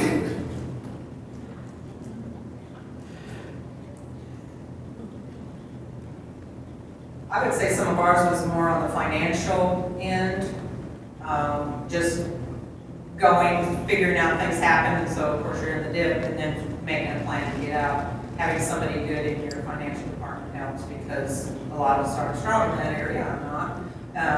And working with them to figure it out, but mostly they had to figure it out for us to let us know what we needed to do. And I would say that was the biggest thing, the funds and where the funds were going and how to move the funds around for us. As a partner, I would say training is nonstop. For us, with our staff, we really believe that the moment you stop learning, the ability to be able to grow and continue to educate falls. The skills that you learn can only take you so far, and so we've always got to continue to adapt and learn and grow. And so, really, as we hit dips along the way, being able to grow our partnership and our program was continuing to find ways through different training programs to meet the needs that the children would have. I guess a self-imposed deal, from my perspective, as the owner of the child care center, you invest your life into a facility, and to let go and have trust in your partners that they'll lead you the right way, and. So I overcame that and was able to share my toys. From that point on, things began to flow. And I was able to learn from their experience and the expertise of the different people that they have in their agency. That's really critical because you have to build relationships with people. You come into a partnership with people you've never met before, and some of you've never stepped foot into their child care program. So you have to do that. I love what your phrase, sharing some of your toys, but you have to learn to trust your staff. You have to learn to be supportive, and then the main thing is building those relationships. It makes a world of difference. I have another comment too, and as just to build off of that, Jackie, with relationships, as I listen to each of you talk about the obstacles that you were able to overcome, underlying in the way that they were overcome is the communication, really. And you mentioned that you had some of the partners were an hour and a half away, and that's also a challenge that we see in round two. So could some of you speak about how you keep that communication open and how you bridge that gap where you're physically separated? I guess that's the end of that battery, where you're physically separated by many miles. How you make that work? Yes, so Anthony's program is a 5-hour drive from our headquarters, so it's very important and key that we keep the communication flow open. So we just keep a constant barrage of staff going. And we have standing monthly meetings, so our top management is going over to the Mid-County area at least once a month to meet with some, if not all, partners. And I'd say in addition to our 3 partnerships that we have with this grant, we have 8 additional partners that are on other grants that we have. So we have other partners over Mid-County too. So we go over often, communicate often. Of course, there's other means to communicate, email. We do a lot of video conferencing. It's just being present is key, and including them on decisions and valuing their input, and that's key to us. Keeping the communication flow going, answering their phone calls when they call, responding to emails. It's easy to get lost in the shuffle and let the emails pile up. And I think my screen holds 50, and it's easy to let it get to 100 and not see the 50 that were lost on the next screen. But just making sure that you prioritize the partnerships are important to your organization, and you prioritize those communications and respond to those emails.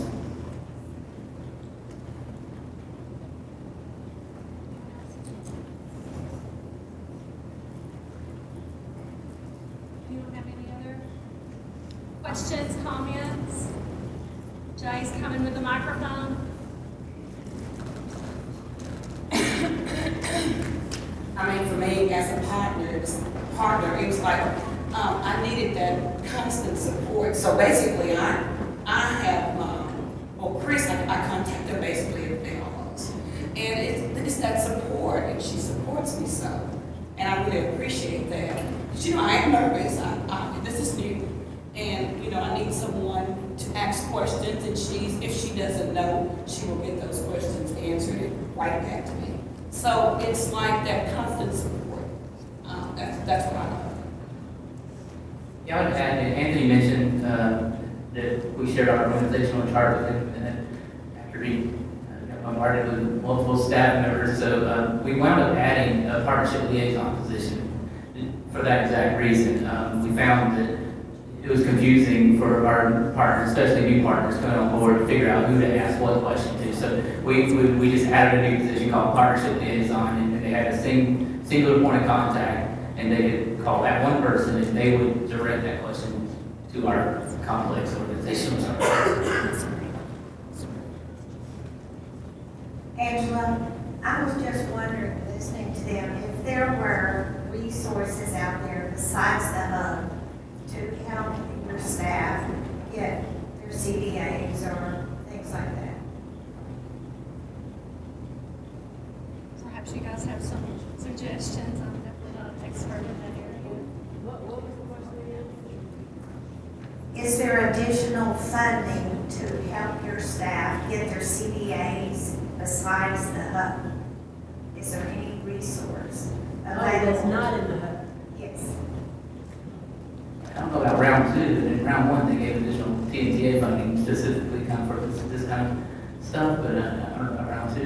But, so that's what we've been utilizing those dollars for, specifically for CDAs. We do an online system. I mean, it's not ideal. We would prefer classroom CDAs, but just because there's so many that we're having to get right now, we're doing the online coursework, and I think it runs about $500.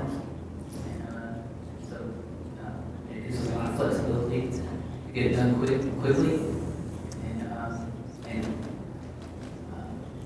It also fits into many of our staff's schedule better than classroom. So that's just a model we use.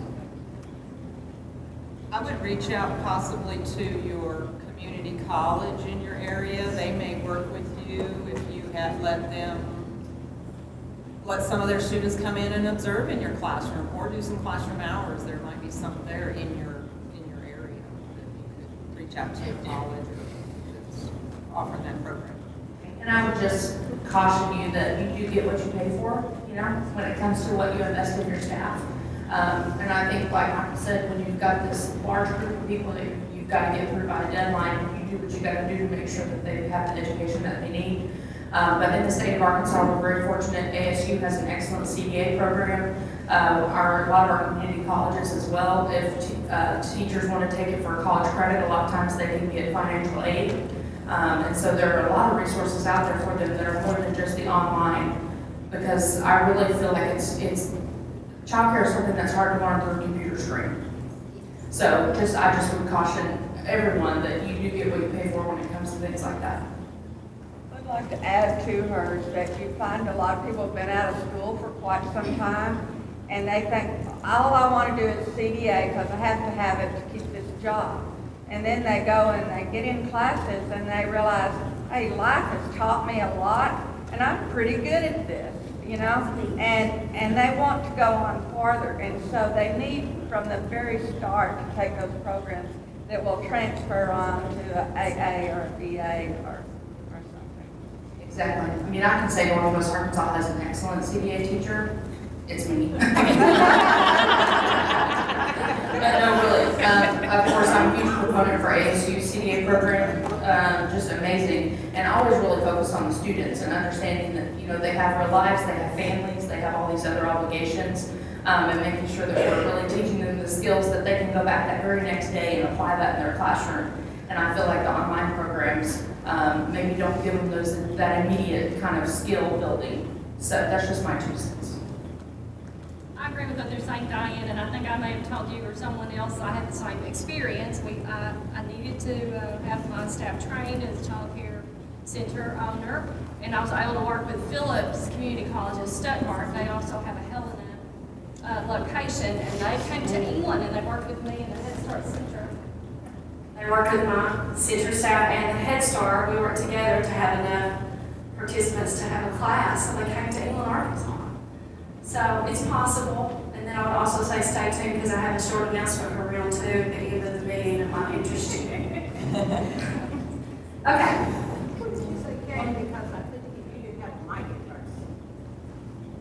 I'm sorry, I can't hear her. She didn't hear what you said because you didn't have a mic.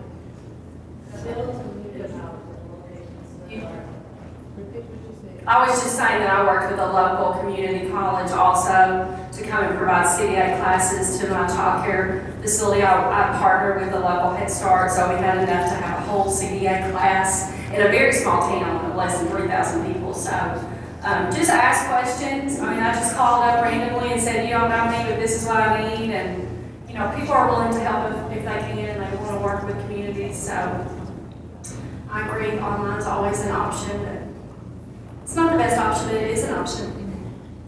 All right, any other questions today?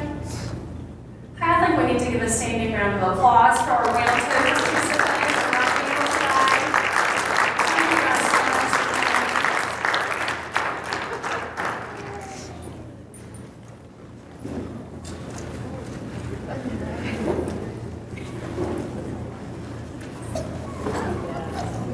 Every quarterly meeting, we always offer the opportunity for programs to share. If there's anything you're doing in your grantee or child care or hub, you know, this is the time that you can share. So is there anyone who wants to give a report for their program? All right, Chris. I was reading one of these little books you just gave me. Oh, okay.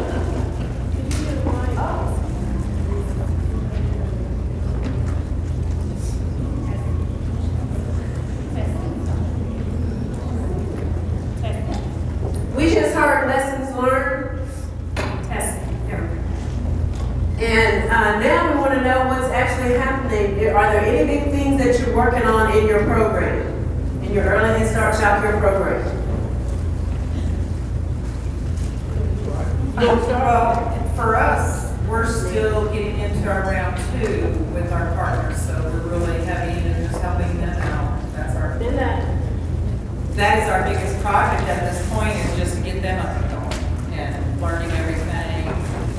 So that's really where a lot of my energy is going, and everybody else's, is just to try to help them get to where they need to be. Okay, do you find that from round 1, that it's easier getting round 2 started? Yes. Oh, You're yeah. only, Yes, round because 1, round 2. I know so much now. I don't know everything, of course, even after almost 3 years. There's still new things. I mean, the first couple of years was every day learning something new. So, and then trying to put the puzzle together after certain periods of time. But now, of course, I know a lot more, and I know where to go to get answers quicker. It's faster for me. I'm not spending as much time on that, especially since I know a lot of the answers. But you know, in the beginning, I didn't know a lot of the answers, and the answers were not out there for round 1. There were no answers. Right, it was a new thing. It was new. It was new to everybody. So a lot of times there wasn't anybody. You know, you just had to read through different things and say, okay, this is what we need to do. So that took an immense amount of time. But for this, we learned lessons, so we've been able to pass that on to our new partners. But it's still really a focus on getting them going and getting them to know what information they need, getting people in place. We're still working on that. Working with the grantee, you know, still learning new to that, but working with everybody and what's going on there, and just trying to fulfill the requests from them. Okay.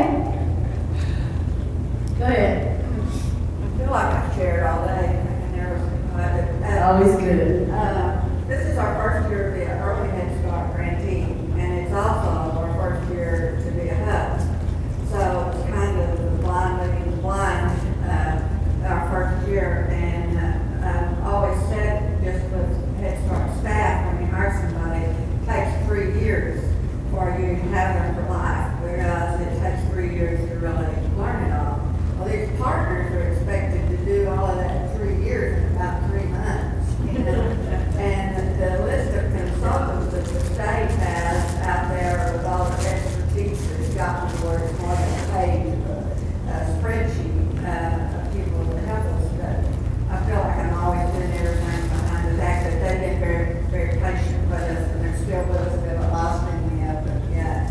And as Lauren was saying, she's a small family daycare home, and our other one is a private daycare, and then Diane is with a nonprofit, so she's used to structure. So it's very, all three very different.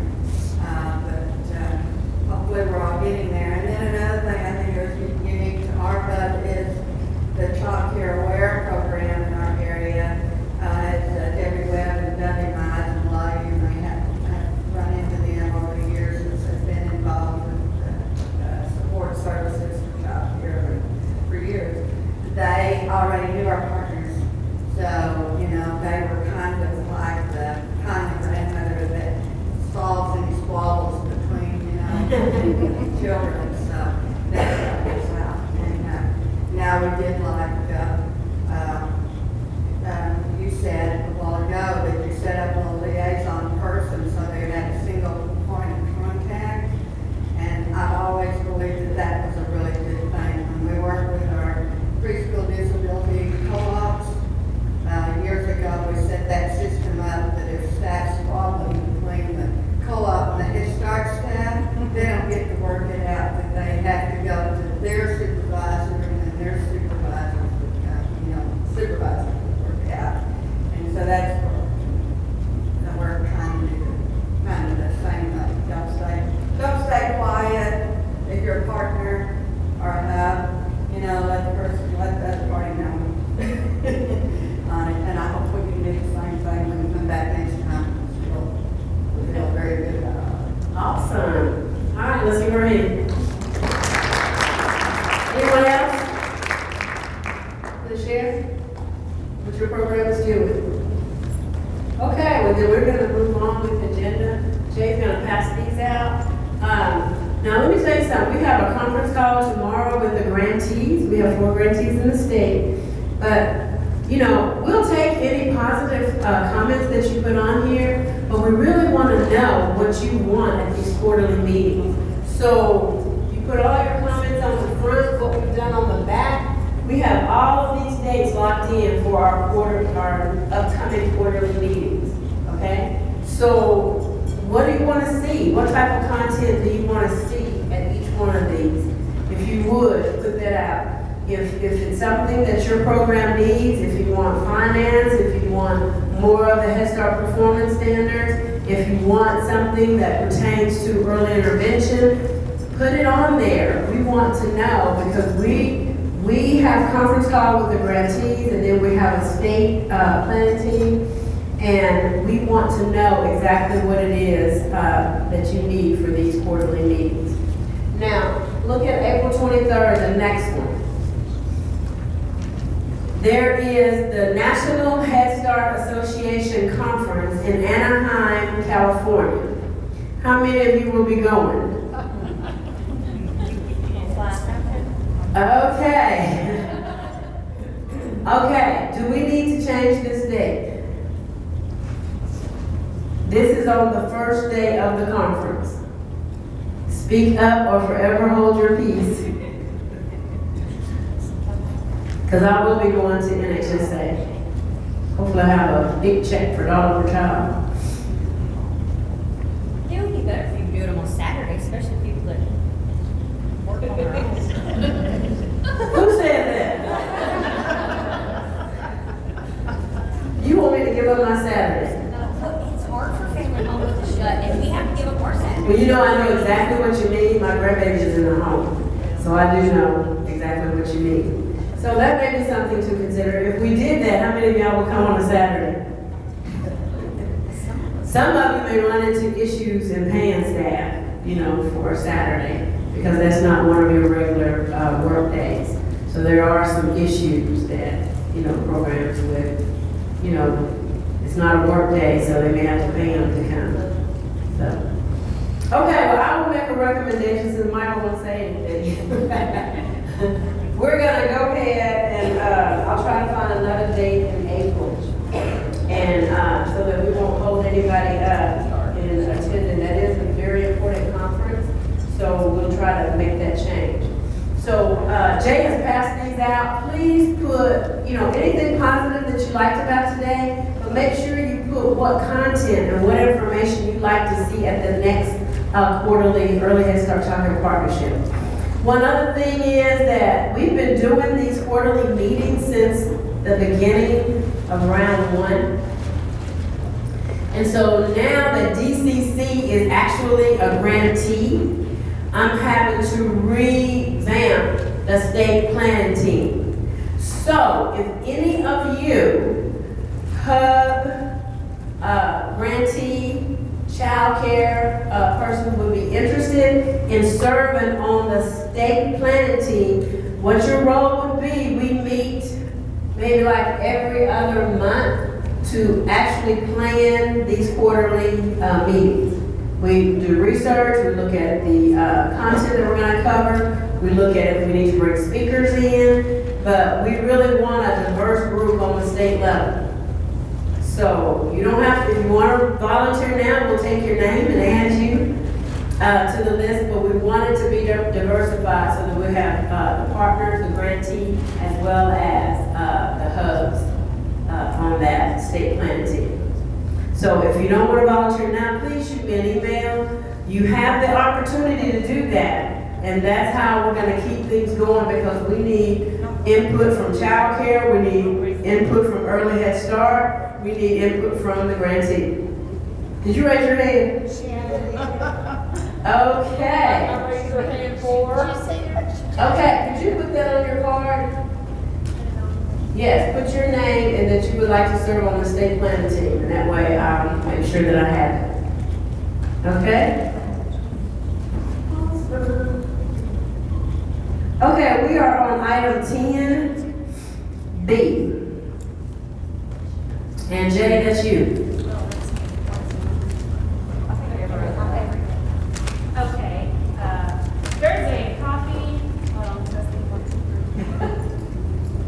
there's a copy of the transition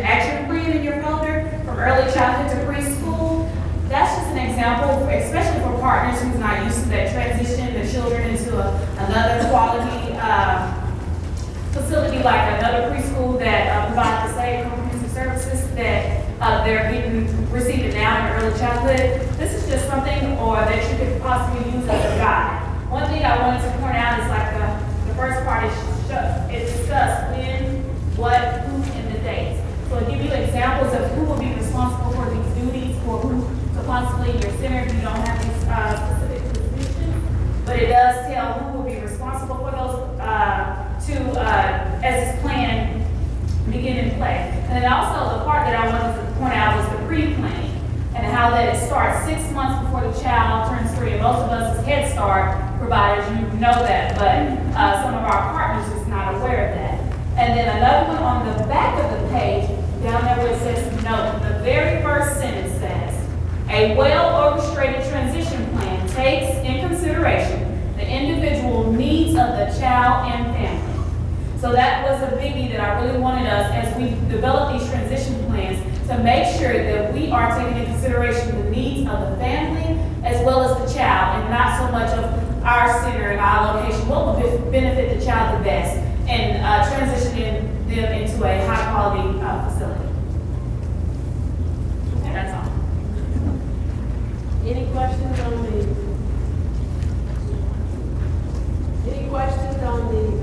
transition board? Testing. Okay. All right, then the next item is the family service credential training. And I am happy to announce that we're going to have the very first one this year. And it's only the first cohort. Division of Child Care received funds for $575,000 with their preschool expansion. And Tanya has agreed to pay for in Headstart and ABC who wish to go through the family service credential. In the new Headstart performance standards, in the new Headstart performance standards, it is a requirement that you have a certificate or credential as a family service worker. So if you have people in your program that are not qualified, yes. I'm sorry. Oh, I'm sorry. I'm sorry. We just, the National Head Start had one, and there was a glitch in it. Yeah, they took it down, but we got it taken care of. Yeah, they got their notice yesterday. Yes. I emailed Yasmina, and they took it down because they're working to improve it. And those who went through it and didn't get their credential, if there's anyone else, I know Brad and NADC, but I got a hold of Yasmina and she got them their credential. Now, we have two people, myself and Jamie Morrison Ward, who actually went to the training with the Portage family out of Wisconsin. So that's the model we're going to be using for this training. And the first one, I've already sent out the save the date. It's March the 20th, it's 54 hours for the credential. You have to do a portfolio, there's 4 modules. March the 28th through the 30th is the first 3 days. It's going to be 3 times 3 times 3. So we do 3 days, and you get to go back into your program and implement and do some stuff with family. Then the next one will be May the 23rd through the 25th. And then the third one and the last one is August the 15th through the 17th. And like I said, if you don't get into this one, there will be a second, third, or fourth cohort. And then if you're interested in becoming a trainer, we're actually bringing the Portage family here from Wisconsin to do a training. You don't have any kind of online thing for someone like her. There's no way she could take 3 days at a time off. You don't have any kind of online class like we did. No. Sorry. That would be nice. I'll make that recommendation. That would be good for those who can't do the face-to-face. So, like I said, this is the first cohort. The registration should be coming out soon. I have not received it. We were supposed to do it Monday, so be looking for it. But you still have to register. It was $399. We have to pay $100 for your portfolio. So all of that's going to be taken girls. I can't believe y'all not saying yay. Oh my gosh, yay, this is great. But because they got that pre-K expansion, the pre-K expansion grant, they're able to pay for everyone who wishes to go through this process. And then it's going to be fed through the U of A professional contract. Any questions? Yes. Is that in Little Rock property? The classes? Actually, yes. The first one's going to be right here. All right. Yes, that March one will be here, and then I think the second one will be here, and then the last one will probably be at the library. Yes. Did you hear that? Yes, they're working to get that set up. Okay, Jake's gonna pass out Dad's reading on the carpet. Yes, ma'am. For the registration around Monday. Yeah, well, it's actually gonna probably come out next week. Yeah. This past Monday, yeah, we were trying to get it out. We have, these dates are set, but we're waiting for information from these schools, and then we'll get it out. Okay. This Dad's reading on the carpet, this is part of our Fatherhood Initiative. And this is a free event where you can share with your families, where dads can bring their children, and Park Plaza Mall here in Little Rock. Thank you. Park Plaza Mall here in Little Rock. And every child, where the dad reads to the child will walk away with a bear and a book. We're gonna have some fantastic door prizes. They actually gave us the space where Santa Claus sits. Isn't that awesome? I know, I get excited about anything. But Dad's reading on the carpet. We had planned this event around Christmas, and we couldn't get the space. So we're really excited. And this is February the 24th. So please spread the word. We have like over 500 books and bears to give out. So while the supplies last, we will continue until the very last one. Okay? And by the way, the dads will be cuddling on the carpet or rugs with the child. We will have chairs for those of you who don't want to get on the floor. So even though it's dad's reading on the carpet, we welcome mothers and aunties and everyone. Just please come out and be a part of it. Okay, designation renewal system. They are making changes to, NHSA made some recommendations to change class, and they're in the comment period. There was a webinar back in, I think that was in December. So if you missed the webinar, I sent this information out to everybody, but they're making some changes for the class. So if you want feedback to provide some input on that, please, do so. There's also an information I sent out, the phone number that you can call to actually make that. If you did not get that information, check with your director, because all that information was sent out. Okay, she's bringing around a survey. This is for the homeless. We are having so many issues because we, as Early Headstart Child Care Partnership, we use the McKinsey-Vento definition for homeless. But housing has a different definition. And because we have two different definitions, some of the services are not being provided to the families. So what she's passing out is a survey on safety tips. I have another call at the end of this month, so if you take a few minutes to really look at that and see if, look at it across the board, and I want these sheets back. On the back side, if you have anything that needs to be added to that that's going to help pull together the two definitions and making sure that children are safe, because some of the things from housing that they have in their definition will not cover some of the children where we go by the McKinsey-Vento.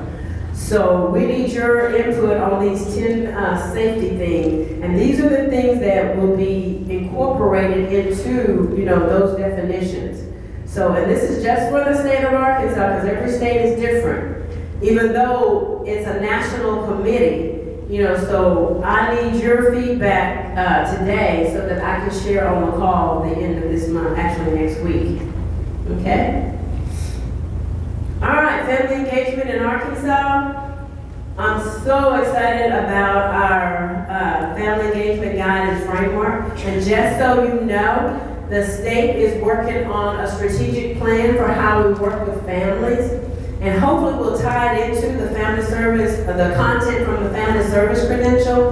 But how many have seen the blue guide and the pyramid framework? Okay. Those of you who have not, this is a guide that helps, you know, a lot of programs do, they say they're doing family engagement, but they have a lot of activities. I said, do you have family engagement in your program? Yeah, we do dads for donuts, and we do muffins for moms, you know. But with the family engagement guide, it teaches programs how to look at family engagement as a system.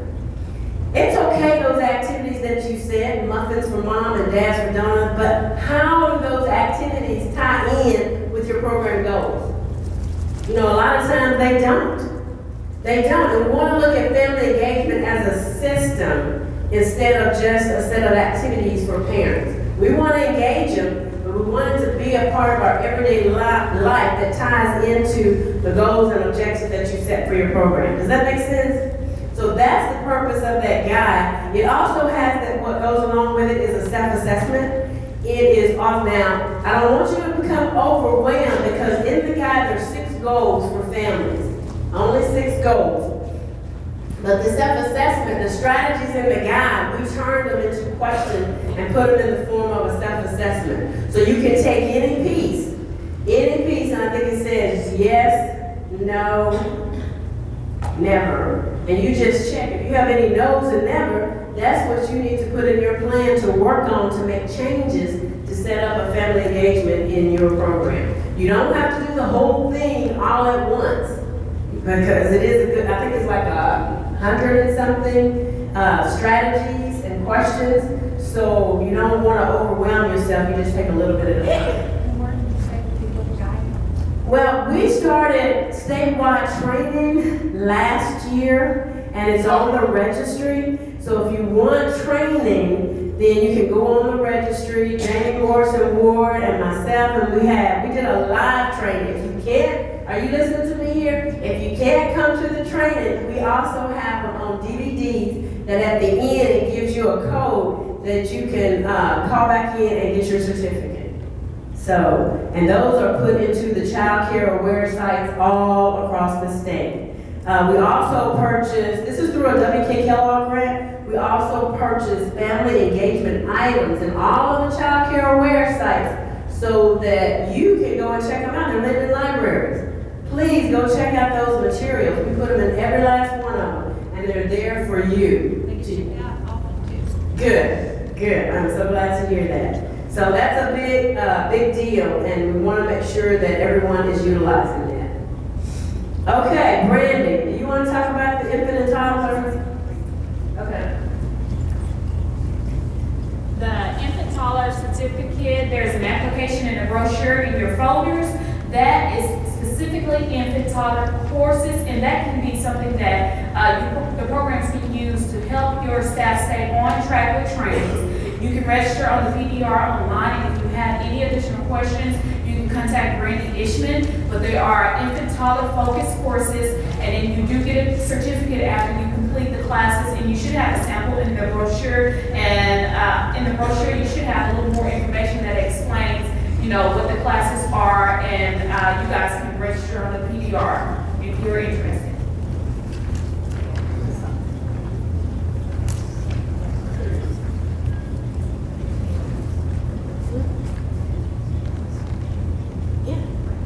Okay, so on the agenda that I had just a couple of quick announcements. So the first thing is round 2, folks, make sure in COBA that your staff are in there. As we're coming out and doing monitoring, we see that we need to be able to kind of link what we're seeing to some of your staff, and if they're not in COBA, we can't do that. So please make sure, and if you have a question, partners, about that, talk to your hub staff to help you get that set up. And then here is an exciting announcement for round 2. I talked to Deb Daniels late yesterday afternoon, and there's going to be additional startup money. Okay, so that's great news. I don't think they're excited. I'm super super excited about it. Like, I'll wait all day to tell you this. There's gonna be additional startup money. Just for round two. Just for round two. Okay, so here's what I need you to write down if you're round two. I need your wish list for one-time money, and I need it by Monday at 4 o'clock in my email, because I have to give her a wish list very quickly. Now, we can work the details out later, but she said these are one-time expenses. For instance, such as minor repairs, artificial grass, health and safety issues, credentialing, curriculum, vehicles that you need but you forgot to ask for, playground improvements, indoor improvements, including storage, painting, and more. And, I know, we're all thrilled, I'm so excited. And she said these don't necessarily have to be projects that have to be completed by the end of our year one, which is August. So we can continue working on this second round of startup into year two. So, I mean, what could be better? Is that a perfect end to the day? I'm very excited about it. Okay, so I don't have all the answers, but let's just make a wish list. Dream high, dream big, and Monday at 4 o'clock is your deadline. Just to your hubs. Now, partners, communicate with your hubs on this. I just want to hear from hub staff. I just made some notes about what she said were possible. Possible minor repairs, artificial grass, health and safety concerns, credentialing, curriculum, vehicles, playground improvements, indoor improvements such as more space or storage, even painting. So think about that. Linda? You know Linda's got a question. Well, you know, if you buy them together, a lot of times you can get reduced costs or free shipping or something, and this might be an opportunity to do something. Okay, I agree. Just dream big and we'll work out the details later. So Monday's your deadline. I don't want to hold everybody else on that. If you have individual questions, I'll be here all night. All night. Let's talk about it right after so we can keep the agenda moving. Okay.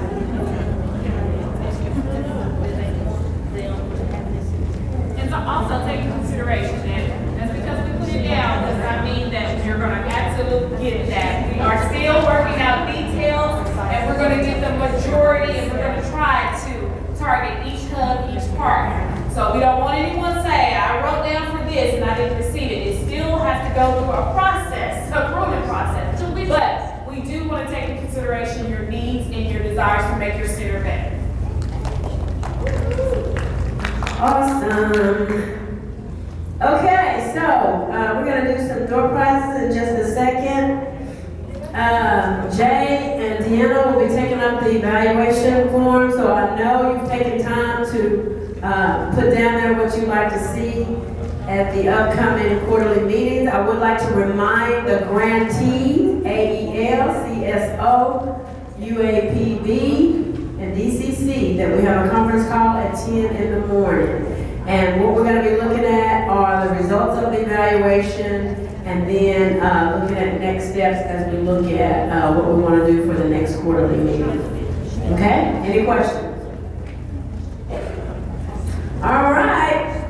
We're going to get out a little bit early, but what I need you to do now is get out those tickets. We have some more door prizes. Our panel was, we had like 2.5 hours set aside for our panel this morning, and we only had 3 people. So that's why we're finishing up a little bit early, which is, I'm sure it's okay with you guys, right? Right.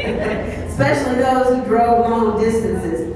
So as they take up those, get out your tickets.